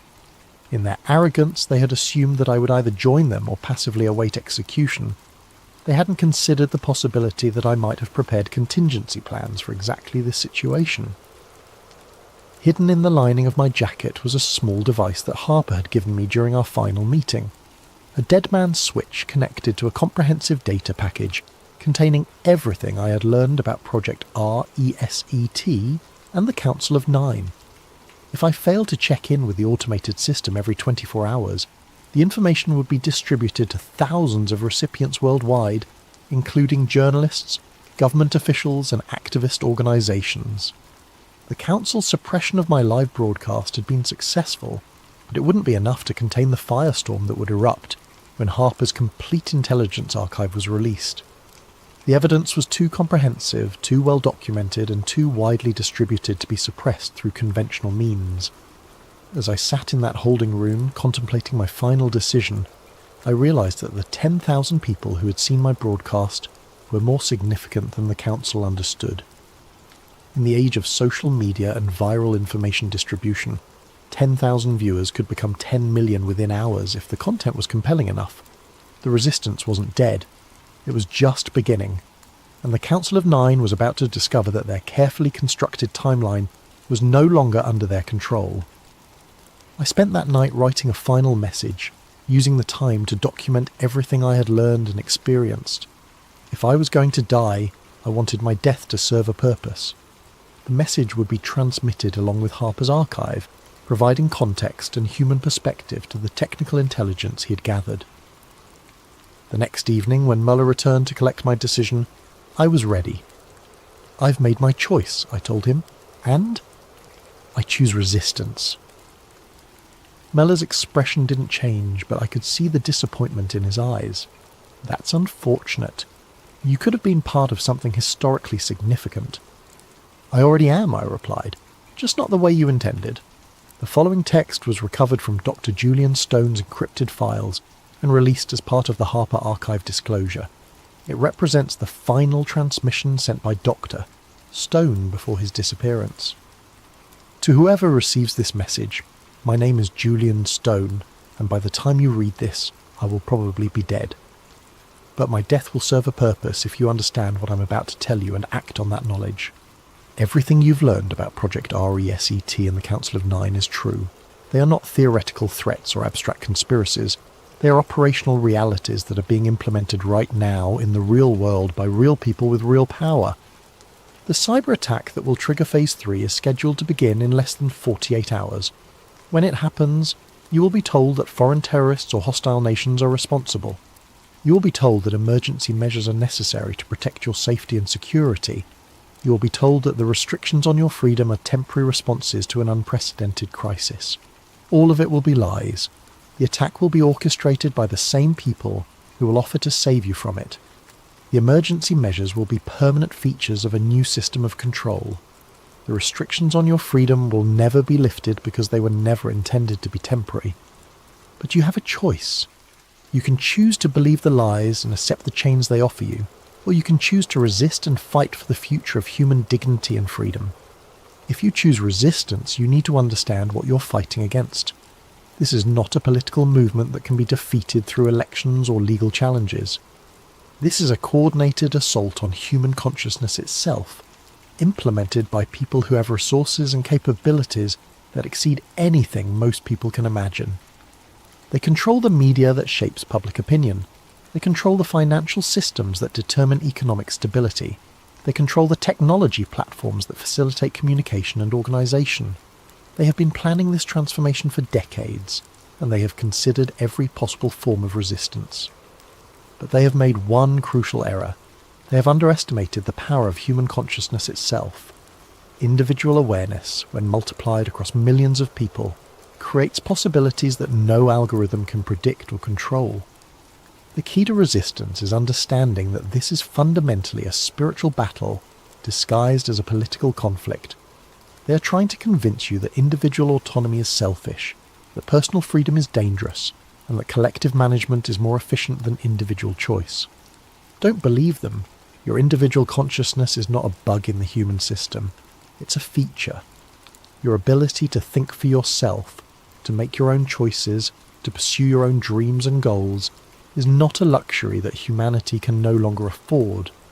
It's the essence of what makes us human. When the collapse comes, and it will come, remember that the chaos is artificial, and the solutions they offer are designed to enslave you. Organise locally, communicate privately, and maintain your individual identity at all costs. Most importantly, remember that you're not alone. All around the world, people are waking up to the reality of what is being done to them. The resistance is not centralised or organised in the traditional sense, but it is real and it is growing. The New World Order is not inevitable. It is simply the preferred outcome of people who have convinced themselves that they know better than the rest of us how we should live our lives. They are wrong, and if enough of us refuse to cooperate with their vision, they will fail. The choice is yours. Choose wisely. Choose resistance. Choose freedom. The future of human consciousness depends on it. Transmission ends. Addendum. The World Unity Day broadcast. The following transcript was recovered from archived television broadcasts dated 6 months after Dr. Stone's disappearance. The content has been verified as authentic by multiple independent sources. Good evening. This is Sarah Chen reporting for Global News Network with a special report on this year's World Unity Day celebration. Across the globe, Millions of people are gathering to celebrate the remarkable progress we've made in building a more sustainable, secure and harmonious world. The past year has seen unprecedented cooperation between governments, corporations and civil society organisations in addressing the challenges facing our planet. The successful implementation of the Global Resilience Framework has provided stability and security for billions of people, while the Universal Basic Services Programme has eliminated poverty and inequality in participating regions. Behind me you can see thousands of happy families enjoying the festivities here in Geneva, grateful for the peace and prosperity that has been achieved through collective action and shared sacrifice. It's a remarkable testament to what humanity can accomplish when we work together toward common goals. But perhaps the most remarkable aspect of today's celebration is the sense of unity and purpose that pervades the crowd. Individual concerns and selfish interests have given way to collective consciousness and shared responsibility. It's truly inspiring to witness. In the background, we can see representatives from the Global Coordination Council observing the celebrations. These dedicated public servants have worked tirelessly to ensure that the transition to our new social model has been as smooth and beneficial as possible. One figure stands out among the observers, a man in dark clothing who seems to be watching the crowd with particular intensity. Our cameras haven't been able to get a clear shot of his face, but his presence adds to the sense of careful stewardship that characterises our New World Order. As we conclude this special report, I'm reminded of the words spoken by one of our Global Coordination Council members just last week. The New World Order isn't coming, it's here, and it's working exactly as intended. This is Sarah Chen, reporting for Global News Network. Thank you for watching, and happy World Unity Day. Firm paranoia. The terminal stood cavernous and quiet. Her footsteps echoed across the polished floors as she walked through the main concourse. Despite the late hour, the space felt unnaturally vacant. A few cleaning staff moved about like ghosts, and the occasional security guard made perfunctory rounds. Otherwise, the massive building seemed to be holding its breath. Bigger than the city of San Francisco, she muttered. Why build an airport this massive in a city that didn't need it? Evelyn had arranged a room at the airport hotel, giving her a reason to wander the terminals without arousing suspicion. She'd start properly tomorrow, but something compelled her to take a preliminary look around. The vast emptiness of night offered a freedom that daylight crowds would deny. Her attention drifted to the high ceilings, the elaborate art installations, the sheer scale of everything. DIA had cost $4.8 billion, $2 billion over budget. The explanations had never satisfied journalists like her. Something about the math didn't add up, as if the excess billions had built something else entirely. Near the south end of the terminal, she paused before the dedication capstone, a polished granite marker set into the floor.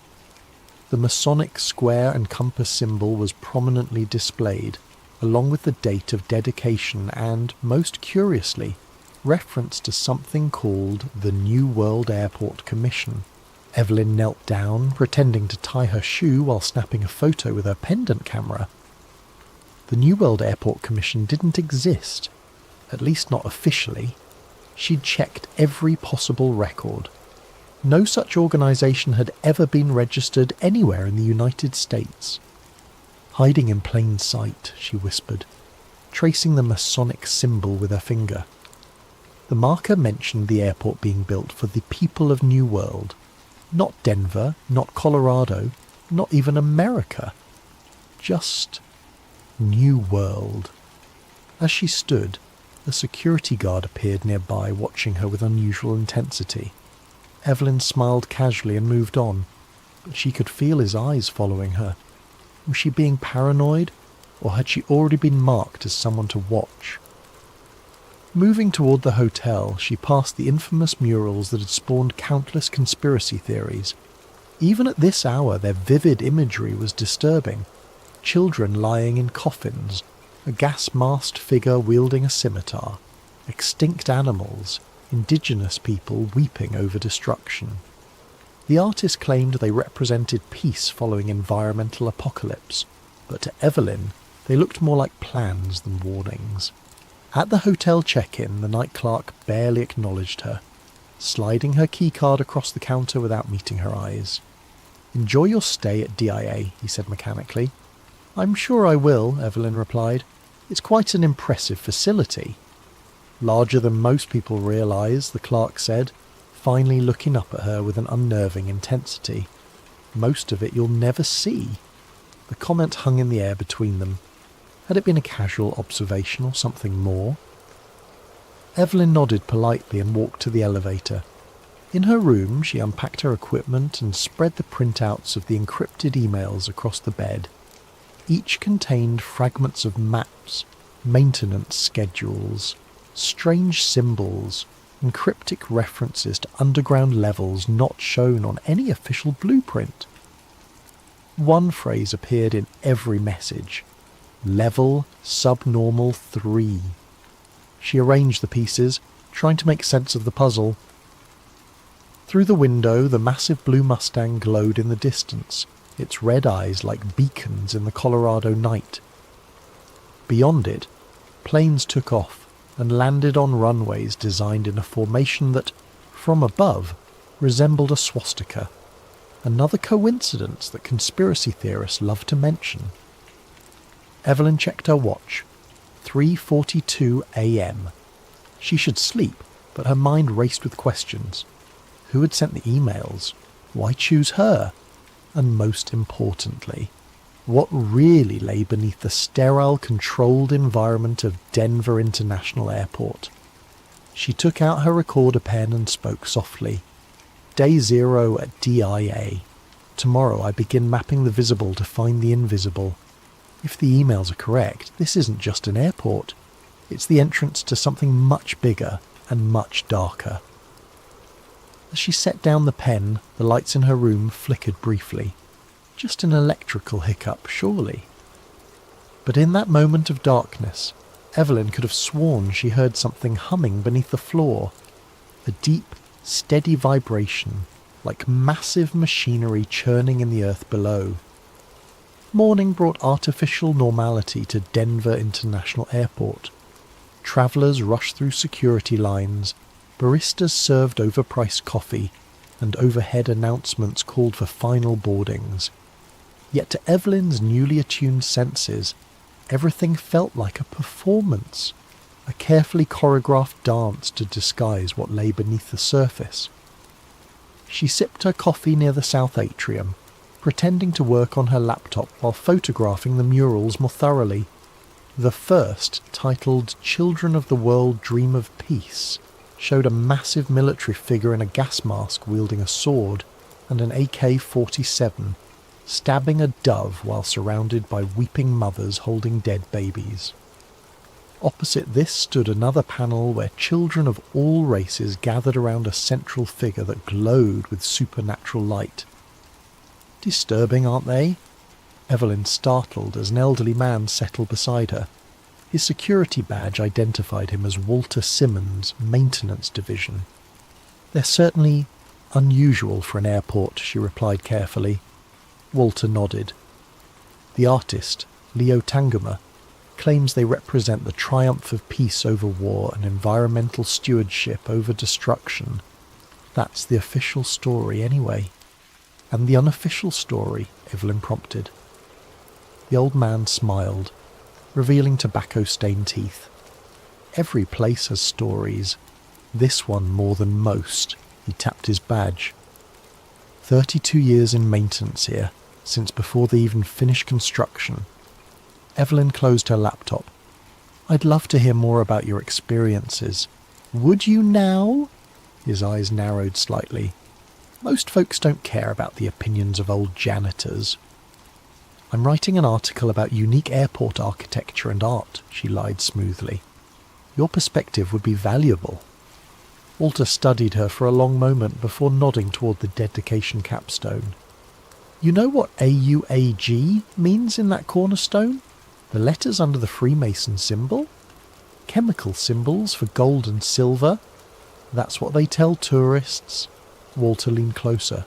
In ancient alchemy, they represent the foundation of transformation, breaking down to build anew. Before Evelyn could respond, Walter stood abruptly. "Meet me at closing time. Baggage claim level, Carousel 19, if you're really interested in architecture." Without waiting for a response, he shuffled away, disappearing into the crowd. Evelyn spent the next hours methodically photographing every strange element of the airport.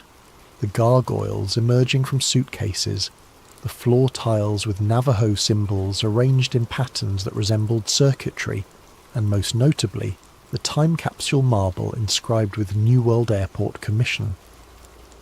Near the south terminal, she found another cryptic installation.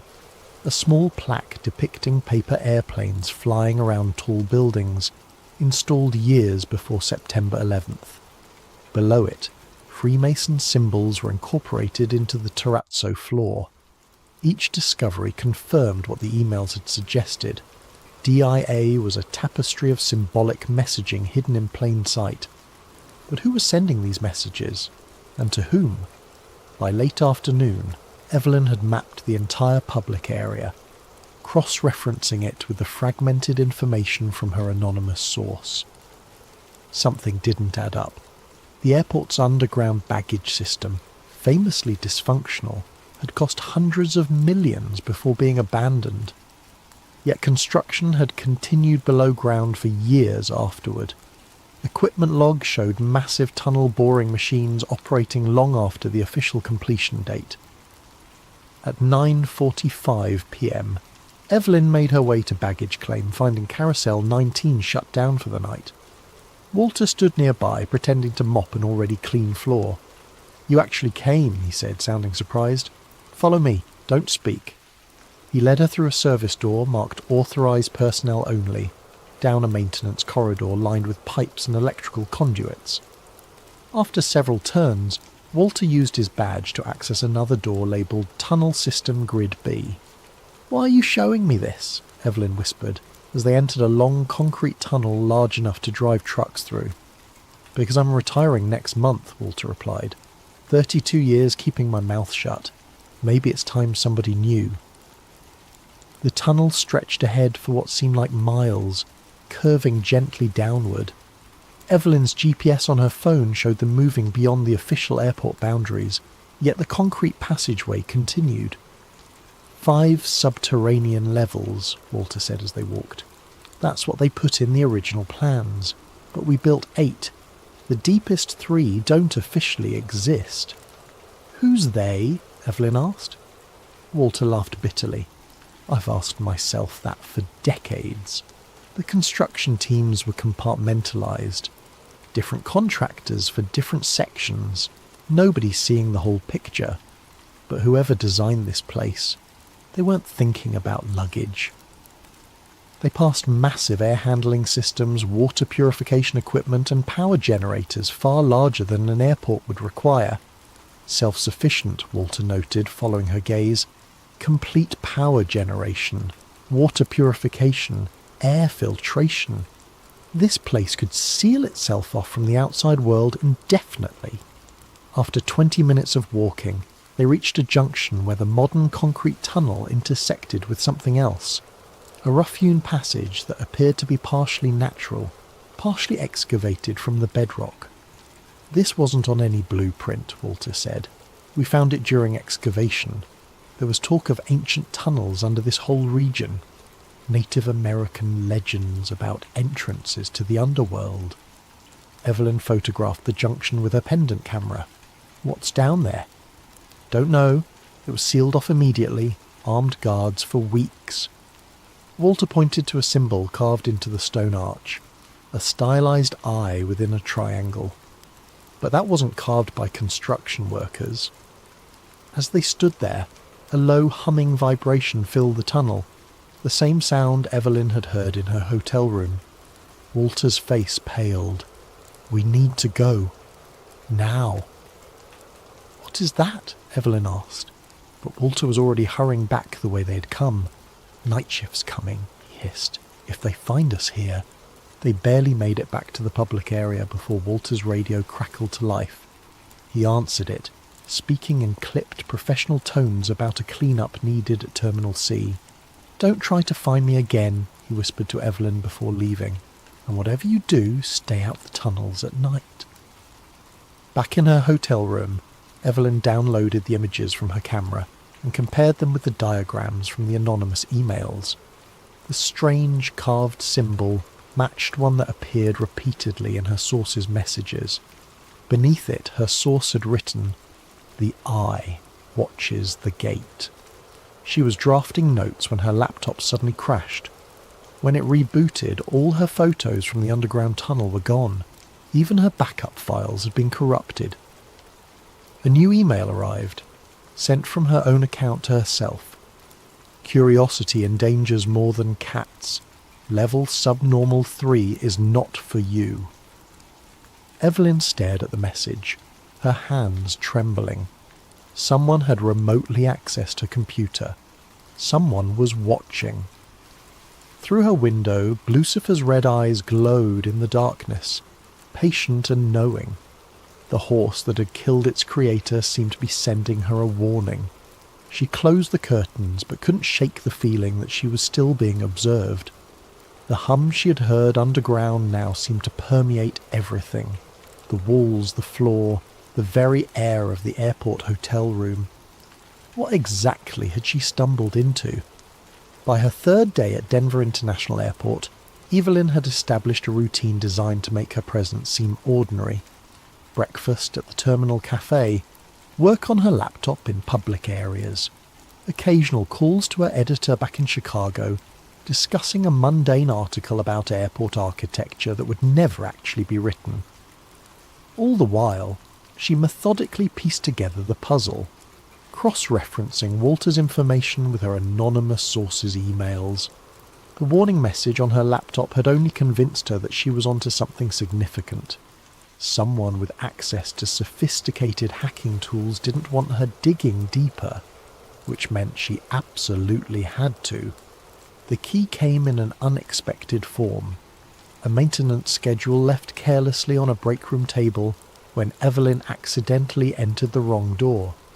A quick photograph with her pendant camera captured what she needed. Access codes for the lower service levels, and most importantly, shift change times when the tunnels would be momentarily unmonitored. At 2:47 a.m., dressed in a custodial uniform stolen from a supply closet, Evelyn swiped a copied maintenance badge at a service elevator near the East Terminal. The badge wouldn't pass close inspection, but might work for automated systems. Her heart pounded as the reader flashed green and the doors slid open. Inside, instead of the usual floor buttons, there was a keypad. Evelyn entered the code from the maintenance schedule, 794503. The elevator began to descend. 1 floor, 2 floors, 3. It continued past the standard basement levels into depths that shouldn't exist according to official blueprints. When it finally stopped, the display read simply S3, subnormal 3. The doors opened onto a dimly lit corridor unlike anything in the upper airport. The walls were bare concrete, lined with thick pipes and bundled cables. The air felt different, cooler with a faint metallic taste. And there was that hum again, stronger now, vibrating through the soles of her shoes. Evelyn stepped out cautiously, her pendant camera recording. The corridor stretched ahead, branching into multiple paths. Ventilation ducts large enough for a person to crawl through ran along the ceiling. Every 50 feet, red emergency lights cast an ominous glow. She followed the main passage, noting that unlike service areas meant for maintenance, these corridors were designed for regular foot traffic. The floors were finished with resilient industrial coating. Directional signs pointed to areas labelled with codes rather than names. QB7, processing long-term containment. After several minutes of walking, the corridor widened into a large circular hub with multiple doorways. In the centre stood a scale model of the airport, but not as it currently existed. This version showed DIA with 6 runways instead of 5. additional terminals, and expansive underground structures depicted in cutaway view. Evelyn photographed it from every angle. According to the model's date stamp, this was Denver International, as it would exist in 2030. An expansion already planned but not publicly announced. A doorway labelled Observation drew her attention. Through its small window she could see a darkened room with control panels and screens. Evelyn tried her badge, and to her surprise the door unlocked. Inside, monitors displayed camera feeds from all over the airport. Public areas, service tunnels, even the surrounding airfield. But other screens showed locations she couldn't identify. Underground chambers filled with rows of empty bunks, warehouses stocked with supplies, what appeared to be hydroponic gardens under artificial light. One monitor showed a massive circular room with a strange black structure in its centre, a monolith of some kind, at least 20 feet tall, with a polished obsidian surface. Around it, technicians in white coats took measurements with specialised equipment. Evelyn stared at the scene, transfixed. This was unlike anything she had expected to find beneath an airport. A logbook lay open on the control desk. Recent entries referenced resonance testing and frequency calibration. One notation particularly caught her eye. Portal stability at 87%. Requires additional anchoring before Phase 2. Portal? A sound in the corridor snapped her attention back to her surroundings. Voices approaching. Evelyn quickly turned off her pendant camera and slipped behind a server rack just as the door opened. Two men in dark uniforms entered, continuing a conversation already in progress. Third shipment this week. That's more than the previous 6 months combined. Orders from above. Accelerated timeline. Because of the seismic activity? Partially. Intelligence suggests we may have competitors accessing the network. Shanghai facility reported unusual readings.